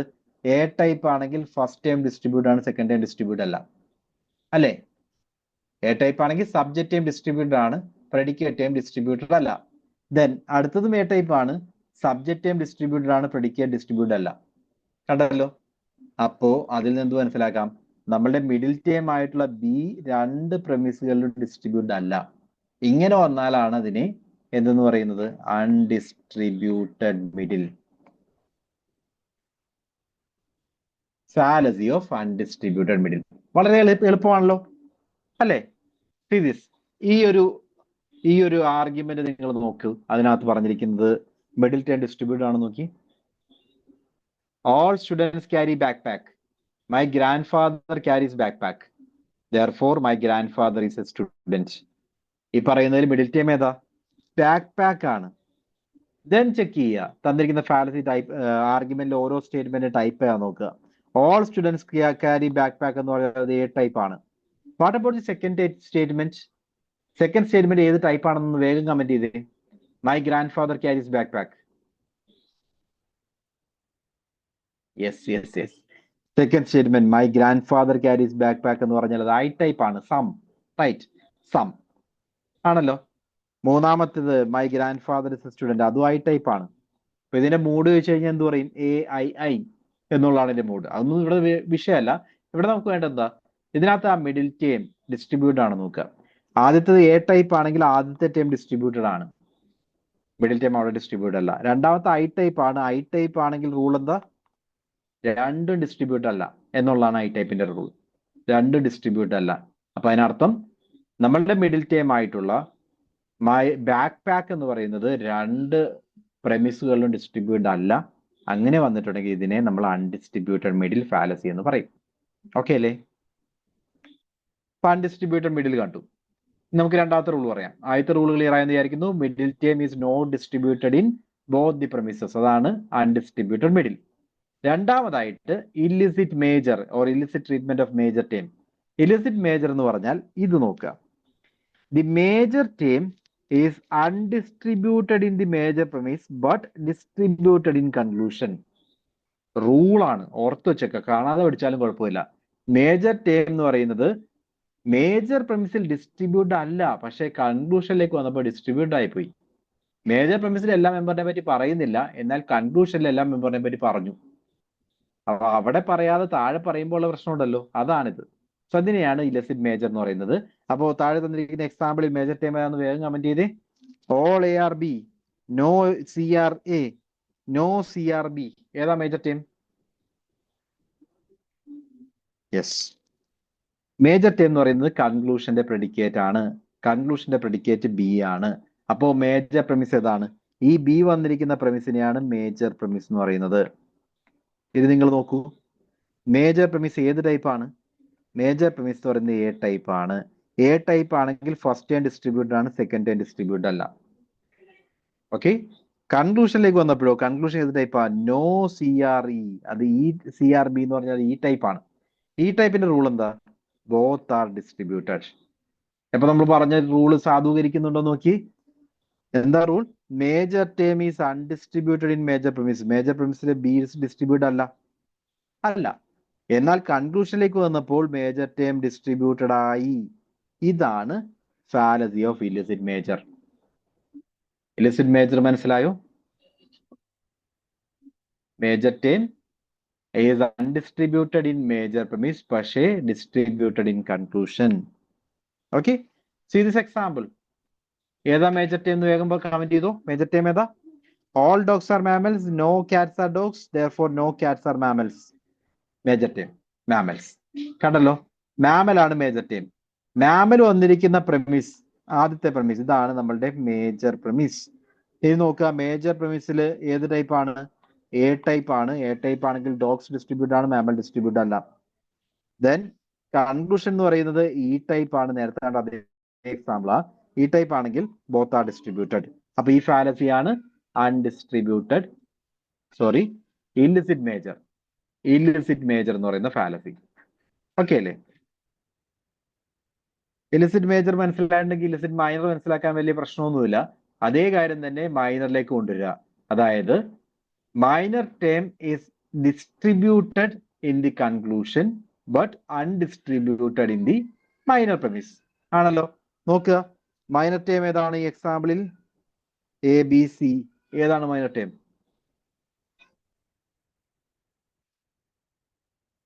മൈനർ ടേം എന്ന് പറയുന്നത് subject, right? Subject of the conclusion ആണ് മൈനർ ടേം. അപ്പോൾ മൈനർ ടേം വന്നിരിക്കുന്ന പ്രമിസിനെ മൈനർ പ്രമിസ് എന്ന് പറയും. ഇനി നോക്കുക, കൺക്ലൂഷനിലേക്ക് വന്നപ്പോൾ ഏത് ടൈപ്പ് ആ? എ ടൈപ്പ് ആണ്. എ ടൈപ്പ് ആണെങ്കിൽ ഫസ്റ്റ് ടൈം ഡിസ്ട്രിബ്യൂട്ട് ആണ്, സെക്കൻഡ് ടൈം ഡിസ്ട്രിബ്യൂട്ട് അല്ല. എന്നാൽ പ്രമിസിലേക്ക് വന്നപ്പോൾ സി എന്ന് പറയുന്നത് സെക്കൻഡ് ടൈം ആയി. ഇത് എ ടൈപ്പ് അല്ലേ? എ ടൈപ്പിൽ ആദ്യത്തെ ടൈം ഡിസ്ട്രിബ്യൂട്ട് ആണ്, സെക്കൻഡ് ടൈം ഡിസ്ട്രിബ്യൂട്ട് അല്ല. അപ്പൊ നമുക്ക് എന്ത് മനസ്സിലായി? ഈ പറയുന്ന minor term is not distributed in minor premise, പക്ഷേ കൺക്ലൂഷനിൽ അത് ഡിസ്ട്രിബ്യൂട്ടഡ് ആയി പോയി. ഇപ്പൊ രണ്ടിടത്തും രണ്ട് രീതിയിലാണ്. ഇതിനെയാണ് നമ്മൾ ഇലിസിഡ് മൈനർ എന്ന് പറയുന്നത്. അപ്പൊ ഇലിസിഡ് മേജർ, ഇലിസിഡ് മൈനർ കൺസെപ്റ്റുകളൊക്കെ ക്ലിയർ അല്ലേ? All cats are felines, all cats are mammals, therefore all mammals are felines. Middle term നോക്കി, മിഡിൽ ടേം അല്ല മൈനർ ടേം നോക്കി. മൈനർ ടേം എന്ന് പറയുന്നത് മാമൽ ആണ്. കണ്ടോ, ആ മാമലിനെ ഡിസ്ട്രിബ്യൂട്ടഡ് ആണ്. നോക്കി, കൺക്ലൂഷനിൽ എ ടൈപ്പ് ആണ്, മാമൽ ഡിസ്ട്രിബ്യൂട്ടഡ് ആണ്. എന്നാൽ തന്നിരിക്കുന്ന മൈനർ പ്രമിസിൽ കാറ്റ് ഡിസ്ട്രിബ്യൂട്ടഡ് ആണ്, മാമൽ ഡിസ്ട്രിബ്യൂട്ടഡ് അല്ല. ഇതാണ് ഇല്ലിസിഡ് മൈനർ. അപ്പോൾ വളരെ ഡിഫിക്കൽട്ട് ആയിട്ടുള്ള ഒരു ടോപ്പിക് ഏരിയ ആയിരുന്നു. വളരെ ഈസി ആക്കി പറയാൻ പറ്റിയെന്ന് ഞാൻ വിചാരിക്കുന്നു. മനസ്സിലായെന്ന് വിചാരിക്കുന്നു, റൈറ്റ്? ശരി, ഇനിയുള്ളത് കുറച്ചുകൂടി എളുപ്പമാണ്. Fallacy of exclusive premises. Exclusive premises എന്ന് പറഞ്ഞാൽ രണ്ട് നെഗറ്റീവ് പ്രമിസുകളിൽ നിന്ന് കൺക്ലൂഷനിലേക്ക് പോയാൽ അത് എക്സ്ക്ലൂസീവ് ആണ്. നെഗറ്റീവ് പ്രമൈസ് എന്ന് പറഞ്ഞാൽ എന്താ? എ എന്ന് പറയുന്നത് ബി അല്ല എന്നാ പറയുന്നത്, അല്ലേ? അതായത് നോ ക്യാറ്റ്സ് ആർ ഡോഗ്സ്, ക്യാറ്റും ഡോഗുമായിട്ട് ബന്ധമില്ല എന്ന് പറഞ്ഞു, അത് ഇ ആണ്, ഈ ടൈപ്പ് ആണ്. അതേപോലെ some dogs are not cat, not pets, അവിടെയും ബന്ധമില്ല എന്നല്ലേ പറഞ്ഞിരിക്കുന്നത്, ഓ ടൈപ്പ് ആണ്. രണ്ട് ബന്ധമില്ല എന്ന് പറഞ്ഞിട്ട് നമ്മൾ എങ്ങനെ ഒരു കൺക്ലൂഷനിലേക്ക് പോകും? ഒരു ബന്ധവും ഇല്ല എന്നാണ് രണ്ട് നെഗറ്റീവ്സ് വെച്ച് ഡിഫൈൻ ചെയ്തിരിക്കുന്നത്. അത് വെച്ചിട്ട് നമ്മൾ ഒരു കൺക്ലൂഷൻ എടുക്കാൻ നോക്കിയാൽ അതിനെയാണ് ഫാലസി ഓഫ് എക്സ്ക്ലൂസീവ് പ്രമൈസ് എന്ന് പറയുന്നത്. ഓക്കെ, സോ രണ്ട് നെഗറ്റീവിൽ നിന്നും ഒരു കൺക്ലൂഷൻ എടുക്കാൻ നോക്കുന്നത് തെറ്റാണ്. അതാണ് fallacy of exclusive premises. Because positive ഉണ്ടെങ്കിൽ മാത്രമേ കണക്ഷൻ ഉള്ളൂ. കണക്ഷൻ ഇല്ലാതെ കൺക്ലൂഷൻ നമുക്ക് എടുക്കാൻ പറ്റില്ല. അവിടെയാണ് നമ്മൾ ഇപ്പോൾ ഇനിയുള്ള സെഷൻ വരുമ്പോൾ നമ്മൾ പ്രോബ്ലംസ് ചെയ്യും. അതായത് വെൻ ഡയഗ്രം ഉപയോഗിച്ചുകൊണ്ടും അനലിറ്റിക്കൽ മെത്തേഡ് ഉപയോഗിച്ചുകൊണ്ടും പ്രോബ്ലം ചെയ്യും. അനലിറ്റിക്കൽ മെത്തേഡ് ഉപയോഗിച്ചുകൊണ്ട് പ്രോബ്ലം ചെയ്യണമെന്ന് പറയാനുള്ള ഒരു റീസൺ ഇതാണ്. ബിക്കോസ് വെൻ ഡയഗ്രം ഉപയോഗിക്കുമ്പോൾ എക്സ്ക്ലൂസീവ് പ്രൊമൈസസ് കൺസിഡർ ചെയ്യില്ല. അവരെന്ത് ചെയ്യും? ഡയറക്ട്ലി കൺക്ലൂഷൻ ഉണ്ടെന്ന് പറയും, എന്നാൽ കൺക്ലൂഷൻ ഇല്ലാതിരിക്കും. അത് പ്രോബ്ലം ചെയ്ത് ഞാൻ പറഞ്ഞുതരാം. രണ്ട് നെഗറ്റീവ്സിൽ നിന്നും ഒരു കൺക്ലൂഷൻ എടുക്കാൻ പറ്റില്ല എന്നുള്ളത് ഓർത്ത് വെച്ചാൽ മതി കേട്ടോ. സോ അടുത്തത് affirmative conclusion from negative promise. Negative conclusion എടുക്കാൻ പറ്റില്ല എന്ന് പറഞ്ഞു, അത് തന്നെയാണിത്. നെഗറ്റീവ് പ്രൊമൈസുകളിൽ നിന്നും ഒരു പോസിറ്റീവ് കൺക്ലൂഷൻ എടുക്കാൻ പറ്റില്ല എന്നുള്ളതും ഓർത്തേക്കുക. Then negative conclusion from affirmative premise. രണ്ടും പോസിറ്റീവ് പ്രൊമൈസുകളാണെങ്കിൽ അവിടെ നിന്ന് ഒരു നെഗറ്റീവ് കൺക്ലൂഷൻ എടുക്കാൻ പറ്റില്ല. അതായത് ഓൾ കേണൽസ് ആർ ഓഫീസർ എന്നുള്ള പോസിറ്റീവ് എ ആണ്, ഓൾ ഓഫീസേഴ്സ് ആർ സോൾജിയർ എന്ന് പറയുന്നത് എ ആണ്. അതിൽ നിന്നും ഒരു നെഗറ്റീവ് നമ്മൾ എടുക്കാൻ നോക്കുകയാണ്, നോ കേണൽസ് ആർ സോൾജിയർ. ഈ രണ്ട് പോസിറ്റീവിൽ നിന്ന് ഒരു നെഗറ്റീവ് വരുമോ? ഇല്ല.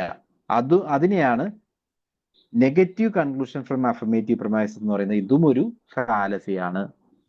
അപ്പൊ 6 ബേസിക് ഫാലസീസ് നമ്മൾ പറഞ്ഞു. 6 ക്ലിയർ ആണോ? Do you have any questions? ഈ 6 പറ്റി ഏതെങ്കിലും പറ്റി ക്വസ്റ്റ്യൻ ഉണ്ടോ? Undistributed middle, illicit major, illicit minor, exclusive promises, affirmative conclusion from negative promises, negative conclusion from affirmative promises. ഈ 6 പറഞ്ഞു. ഇത് കൂടാതെ നമ്മളുടെ ക്വസ്റ്റ്യൻ പേപ്പറിൽ ചില അഡീഷണൽ കൺസെപ്റ്റുകൾ കൂടി വരാറുണ്ട് ഫോർമൽ ഫാലസീസിൽ. അതിലൊന്നാണിത്. Let me show you. Affirming the consequent. Affirming the consequent എന്ന് പറഞ്ഞാൽ ഇതാണ്. ഇഫ് പി ദെൻ ക്യൂ, അതുകൊണ്ട് ക്യൂ ഉണ്ട്, therefore പി ഉണ്ടായിട്ടുണ്ട് എന്ന് പറഞ്ഞാൽ അതിനെയാണ് അഫേമിംഗ് ദി കോൺസിക്വൻറ്റ് എന്ന് പറയുന്നത്. ഒരു എക്സാമ്പിൾ പറയാം. If it is raining the streets are wet. മഴ പെയ്യുന്നിട്ടുണ്ടെങ്കിൽ സ്ട്രീറ്റ് നനയാറുണ്ട്. അതിനർത്ഥം സ്ട്രീറ്റ് നനഞ്ഞു എന്നുള്ളതുകൊണ്ട് മഴ പെയ്തു എന്നാണോ? അല്ലാതെ ചിലപ്പോൾ ഒരു ട്രക്കിൽ വെള്ളം കൊണ്ടുപോയതാകാം. അത് നമ്മൾ ചിന്തിക്കാതെ ജസ്റ്റ് ഓപ്പോസിറ്റ് ചിന്തിക്കുകയാണ്. ഓക്കെ, ഇതിനെയാണ് അഫേമിംഗ് കോൺസിക്വന്റ് എന്ന് പറയുന്നത്. If it is raining the streets are wet, the streets are wet, therefore it is raining. നേരെ തിരിച്ചങ്ങനെ നമുക്ക് ചിന്തിക്കാൻ പറ്റിയെന്ന് വരില്ല, അത് ശരിയാകണമെന്നില്ല. അതാണ് അഫേമിംഗ് കോൺസിക്വന്റ്. ഇതേപോലെ തന്നെ ഡിനയിങ് ആന്റിസിഡന്റ് ഉണ്ട്. ഡിനയിങ് ആന്റിസിഡന്റ് എന്ന് പറഞ്ഞാൽ if P then Q, not P therefore not Q. P ഉണ്ടെങ്കിൽ ക്യൂ ഉണ്ടാവാറുണ്ട്, പി ഇല്ലാത്തതുകൊണ്ട് ക്യൂ ഇല്ല എന്ന് പറയുവാണെങ്കിൽ അത് ഡിനയിങ് ദി ആന്റിസിഡന്റ് ആണ്. ഒരു എക്സാമ്പിൾ പറയുകയാണെങ്കിൽ if it's raining the streets are wet. മഴ പെയ്യുകയാണെങ്കിൽ സ്ട്രീറ്റ്സ് നനയാറുണ്ട്. If it is not raining, മഴ പെയ്യുന്നില്ല അതുകൊണ്ട് സ്ട്രീറ്റ്സ് നനയില്ല എന്ന് പറയാൻ പറ്റൂ? ചിലപ്പോൾ നമ്മൾ വെള്ളം ഒഴിച്ച് നനച്ചിരിക്കും. അതുകൊണ്ട് ജസ്റ്റ് ഓപ്പോസിറ്റ് ചിന്തിക്കുന്നത് ശരിയാകണമെന്നില്ല. അതാണ് ഡിനയിങ് ദി ആന്റിസിഡന്റ്. ഓക്കെ, ഇതിങ്ങനെ തന്നെ ഇതേ എക്സാമ്പിൾ തന്നെ ചോദിച്ചിട്ടുള്ളത്. ഈ കൺസെപ്റ്റ് ഇങ്ങനെ തന്നെ ഒന്ന് മനസ്സിലാക്കണേ. ഇനി അഫേമിംഗ് ദി ഡിസ്ജന്റ്. അഫേമിംഗ് എ ഡിസ്ജന്റ് എന്ന് പറഞ്ഞാൽ P or Q. P therefore not Q. നമ്മൾ ഒന്നെങ്കിൽ പി മേടിക്കും അല്ലെങ്കിൽ ക്യൂ മേടിക്കും. പി മേടിച്ചിട്ടില്ലെങ്കിൽ ക്യൂ ഉണ്ട് എന്ന് നമ്മൾ ഡിഫൈൻ ചെയ്യുകയാണ്. അതായത് എക്സാമ്പിൾ പറയാം. I will eat pizza or sushi. Normally ഞാൻ ചെയ്യാറുള്ള അങ്ങനെയാണ്. ഒന്നെങ്കിൽ ഞാൻ പിസ്സ കഴിക്കും അല്ലെങ്കിൽ സുഷി കഴിക്കും. ഞാൻ പിസ്സ കഴിച്ചു, അപ്പൊ അതിൽ നിന്ന് കൺക്ലൂഡ് ചെയ്യാണ് ഞാൻ സുഷി കഴിക്കില്ല. അത് ശരിയാണെന്നുണ്ടോ? ഞാൻ ചിലപ്പോൾ പിസയും സുഷിയും കഴിച്ചെന്നിരിക്കും. ഓക്കെ, അപ്പോൾ ഒന്ന് അല്ലെങ്കിൽ മറ്റൊന്ന് എന്ന് പറഞ്ഞിട്ട് അതിൽ ഒരെണ്ണം കഴിച്ചു എന്നുള്ളത് മറ്റൊന്ന് ഉപേക്ഷിക്കുന്നതിന് റീസൺ ആണ് എന്ന് പറയുന്നത് തെറ്റല്ല. തെറ്റാണ്. അതിനെയാണ് നമ്മൾ അഫേമിംഗ് ദി ഡിസ്റ്റന്റ് എന്ന് പറയുന്നത്. ഇതേ എക്സാമ്പിൾ ആയിട്ട് തന്നെ ഓർത്താൽ മതി. ചിലപ്പോൾ ചോദിക്കാത്രേ ഉള്ളൂ കേട്ടോ, ബിക്കോസ് ഒരു തവണ നമ്മൾ ചോദിച്ചു, അതുകൊണ്ടാണ് ഇൻക്ലൂഡ് ചെയ്തത്. Denying the conjunct. ഇതിന്റെ just opposite, denying the conjunct. P and Q. പിയും ക്യൂ നമ്മൾ ഒരുമിച്ച് എടുക്കുന്നത്. Not P therefore not Q. P എടുത്തില്ലെങ്കിൽ ക്യൂ ഇല്ല. I have a dog and a cat. I don't have a dog therefore I don't have a cat. എനിക്കൊരു ഡോഗും ക്യാറ്റും ഉണ്ടെന്ന് പറഞ്ഞു, എനിക്ക് ഡോഗ് ഇല്ല, അങ്ങനെയാണെങ്കിൽ നിങ്ങൾക്ക് ക്യാറ്റും ഇല്ല എന്ന് ഡിഫൈൻ ചെയ്യുകയാണെങ്കിൽ അതാണ് ഡിനൈങ് ദി കോൺസെപ്റ്റ്. സോ ഇത്രയുമാണ് ട്രിക്കി ആയിട്ടുള്ള സാധനങ്ങൾ. 4 എണ്ണം ഉണ്ട്. ഈ 4 എണ്ണം ഒന്ന് പഠിക്കാൻ ശ്രമിക്കുക കേട്ടോ. Affirming the consequent, denying the antecedent, affirming the disjunct and denying the concept. Okay, ഈ 4 എണ്ണം ഒന്ന് പഠിക്കുക. ദെൻ എക്സിസ്റ്റൻഷ്യൽ ഫാലസി കുറച്ചുകൂടി സിമ്പിളാണ്. എക്സിസ്റ്റൻഷ്യൽ ഫാലസി എന്ന് പറഞ്ഞാൽ assuming that because something exist it must be possible to find a specific instance of it. ലോകത്തൊരു ഏറ്റവും ഉയരമുള്ള ഒരാളുണ്ട്, അതുകൊണ്ട് എനിക്ക് അയാളെ കണ്ടുപിടിക്കാൻ പറ്റും എന്ന് പറഞ്ഞാൽ ചിലപ്പോൾ ആ വ്യക്തി നമ്മൾ കണ്ടുപിടിക്കണമെന്നില്ല. റൈറ്റ്, കണ്ടുപിടിക്കാൻ സാധിച്ചെന്ന് വരില്ല. അങ്ങനെ ഒരു എക്സിസ്റ്റൻഷ്യൽ ഫാലസി എന്ന് പറയുന്നതാണ്. അല്ലെങ്കിൽ മറ്റൊരു എക്സാമ്പിൾ പറയുകയാണെങ്കിൽ യൂണിക്കോണെ പറ്റി ചോദിക്കാറുണ്ട്. യൂണിക്കോൺ. യൂണിക്കോൺ എന്ന് പറയുന്നത് ചിലപ്പോൾ ഒരു അസംപ്ഷൻ ആണ്, റൈറ്റ്? സങ്കല്പമാണ്. അപ്പോൾ ആ യൂണിക്കോൺ ഇങ്ങനെ ആയിരുന്നു, അതിന്റെ ഫീച്ചേഴ്സ് ഇങ്ങനെയാണെന്ന് പറയുന്നത് നമുക്ക് പ്രൂവ് ചെയ്യാൻ പറ്റൂ? ഇല്ല. അതാണ് എക്സിസ്റ്റൻഷ്യൽ ഫാലസി എന്ന് പറയുന്നത്. ഒരു കാര്യം ഉണ്ട് അല്ലെങ്കിൽ ഇല്ല എന്നുള്ളത് കൊണ്ട് അതിനെ പ്രൂവ് ചെയ്യാൻ നമുക്ക് സാധിച്ചെന്ന് വരില്ല. ഇതാണ് എക്സിസ്റ്റൻഷ്യൽ ഫാലസി. അതുമായി ബന്ധപ്പെട്ട് ഒരു ക്വസ്റ്റ്യൻ വന്നിട്ടുണ്ട്, I will show you that. And finally one more fallacy, fallacy of four terms. Fallacy of four terms എന്ന് പറഞ്ഞാൽ നമ്മുടെ ആർഗ്യുമെന്റിൽ എത്ര എണ്ണം ഉണ്ടാവണം? 3 ടേമേ പാടുള്ളൂ. 3 കൂടുതൽ ടേം വന്നു കഴിഞ്ഞാൽ അത് 4 ടേംസ് ആണ്. നോക്കിയേ, ഓൾ ക്യാറ്റ്സ് ആർ മാമൽസ്, 1 ടേമായി, 2 ടേമായി. സം ആനിമൽസ് ആർ കാർണിവോറസ്, 3 ടേമായി, 4 ടേമായി. 4 ടേം വന്നു കഴിഞ്ഞാൽ പറ്റുമോ? ഒരു മേജർ ടേം, ഒരു minor term and middle term മതി. അതിൽ കൂടുതൽ വന്നു കഴിഞ്ഞാൽ അതിനെ ഫാലസി ഓഫ് 4 ടേംസ് എന്ന് പറയും. ഓക്കെ, അപ്പൊ ഫാലസീസ് എല്ലാം പറഞ്ഞു, ഫോർമൽ ഫാലസീസ് എല്ലാം നമ്മൾ പറഞ്ഞു. റിലേറ്റഡ് ആയിട്ടുള്ള MCQs കാണാം. ആദ്യത്തെ ക്വസ്റ്റ്യൻ ഇതാണ്: the formal fallacy committed in the argument. All textbooks are books intended for careful study. Some inference books are books intended for careful study. Therefore, all inference books are textbooks. ഏത് fallacy അവിടെ commit ചെയ്തെന്ന് കണ്ടുപിടിക്കണം. നമുക്ക് തന്നിരിക്കുന്നത് fallacy of 4 terms, illicit major, illicit minor, undistributed middle. അപ്പൊ ഇങ്ങനെയുള്ള questions എല്ലാം ആദ്യം എവിടെ നിന്ന് തുടങ്ങണം? നമ്മൾ ആദ്യം എടുക്കേണ്ടത് അൺഡിസ്ട്രിബ്യൂട്ടഡ് മിഡിൽ ആണ്. അതാണോ നോക്കുക. അൺഡിസ്ട്രിബ്യൂട്ടഡ് മിഡിൽ എന്ന് പറഞ്ഞാൽ middle term is not distributed in either the premises. അപ്പൊ ആദ്യത്തെ പ്രമിസ് നോക്കൂ, all textbooks are books intended for careful study എന്ന് പറഞ്ഞാൽ എ ടൈപ്പ് ആണ്. എ ടൈപ്പ് ആണെങ്കിൽ ആദ്യത്തെ ടേം ഡിസ്ട്രിബ്യൂട്ട് ആണ്, രണ്ടാമത്തെ ടേം ഡിസ്ട്രിബ്യൂട്ട് അല്ല. Some reference books are books intended for careful study എന്ന് പറയുന്നത് ഐ ടൈപ്പ് ആണ്. ഐ ടൈപ്പ് ആണെങ്കിൽ both terms are not distributed അല്ലേ? അപ്പോ എന്താണിത്? മിഡിൽ ടേം എന്ന് പറയുന്ന books intended for careful study രണ്ട് പ്രമിസുകളിലും ഡിസ്ട്രിബ്യൂട്ട് അല്ല. So the right answer is undistributed middle. ഇങ്ങനെയാണ് കണ്ടുപിടിക്കേണ്ടത്. മനസ്സിലായോ?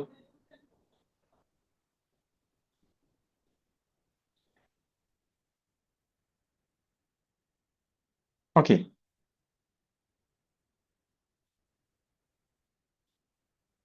അടുത്ത question: identify the fallacy committed in the argument. All cats are animals, all dogs are animals. Therefore, all dogs are cats. പെട്ടെന്ന് തന്നെ പറയാലോ, ആദ്യത്തെ രണ്ട് സ്റ്റേറ്റ്മെന്റ് ഏത് ടൈപ്പ് ആണെന്ന് നോക്കിയാൽ തന്നെ നമുക്ക് ആൻസർ കിട്ടും. ഇത് എ ആണ്, ഇത് എ ആണ് അല്ലേ? എ ആണെങ്കിൽ ആദ്യത്തെ ടേം ഡിസ്ട്രിബ്യൂട്ട് ആണ്, രണ്ടാമത്തെ ടേം ഡിസ്ട്രിബ്യൂട്ട് അല്ല. നമ്മുടെ ആനിമൽ എന്ന് പറയുന്ന മിഡിൽ ടേം രണ്ട് പ്രമിസുകളിലും ഡിസ്ട്രിബ്യൂട്ടഡ് അല്ല എങ്കിൽ അൺഡിസ്ട്രിബ്യൂട്ടഡ് മിഡിൽ. ഓക്കെ, ഇങ്ങനെ അങ്ങ് നോക്കിപ്പോയാൽ മതി. പതുക്കെ പതുക്കെ പതുക്കെ പ്രോബ്ലംസ് ചെയ്യുമ്പോൾ നിങ്ങൾക്ക് മനസ്സിലാവും. ക്വസ്റ്റ്യൻ ഈസ് 10% ഷുവർ എന്ന് പറയാവുന്ന ഒരു ഏരിയ ആണ്. ക്വസ്റ്റ്യൻ ഉണ്ടാവും.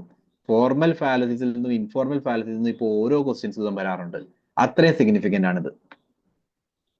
Identify the fallacy. Some spaniels are not good hunters.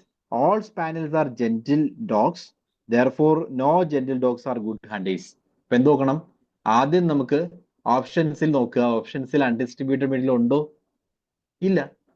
Undistributed middle ഇല്ലെങ്കിൽ പിന്നെ നോക്കേണ്ട കാര്യമില്ല. അൺഡിസ്ട്രിബ്യൂട്ടഡ് മിഡിൽ ഓപ്ഷൻ ഇല്ല. അപ്പോ ഇലിസിറ്റ് മേജർ നോക്കുക. ഇലിസിറ്റ് മേജർ എന്ന് പറഞ്ഞാൽ കൺക്ലൂഷൻ നോക്കി, major term good hunters. Good hunters എന്ന് പറയുന്നത് ഇവിടെയാണ് വന്നിരിക്കുന്നത്. പ്രശ്നമുണ്ടോ? പ്രശ്നമുണ്ടോ? Some spaniels are not good hunters എന്ന് പറയുന്ന ഐ ടൈപ്പ് ആണ്. ഐ ടൈപ്പ് ആണെങ്കിൽ ഇത് ഡിസ്ട്രിബ്യൂട്ട് അല്ല. Okay, then no gentle dogs are good hunters എന്ന് പറയുന്നത് ഇ ടൈപ്പ് ആണ്. ഇ ടൈപ്പ് ആണെങ്കിൽ ബോത്ത് ആർ ഡിസ്ട്രിബ്യൂട്ടഡ്. മനസ്സിലായോ?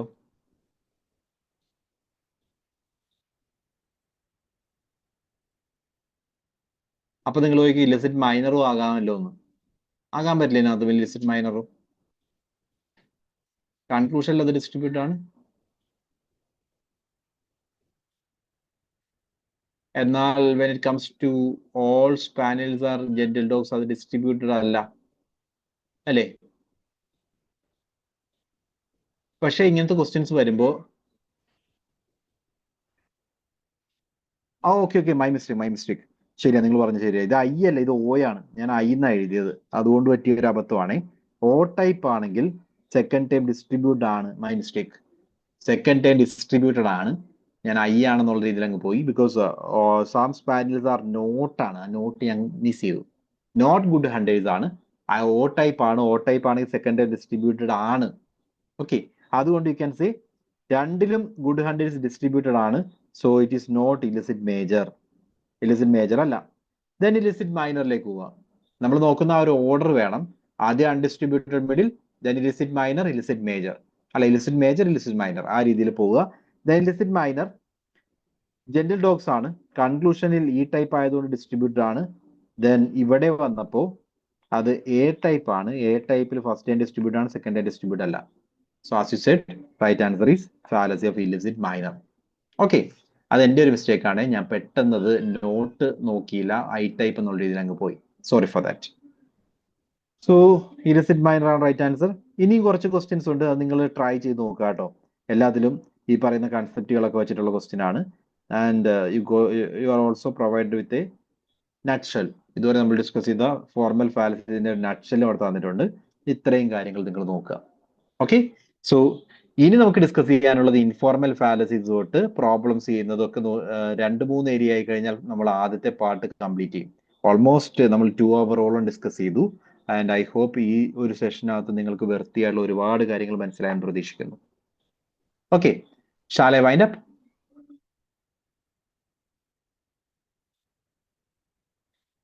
Okay, thank you all for being here. നമുക്ക് രണ്ടാമത്തെ സെഷനുമായിട്ട് വീണ്ടും കാണാം. ബൈ.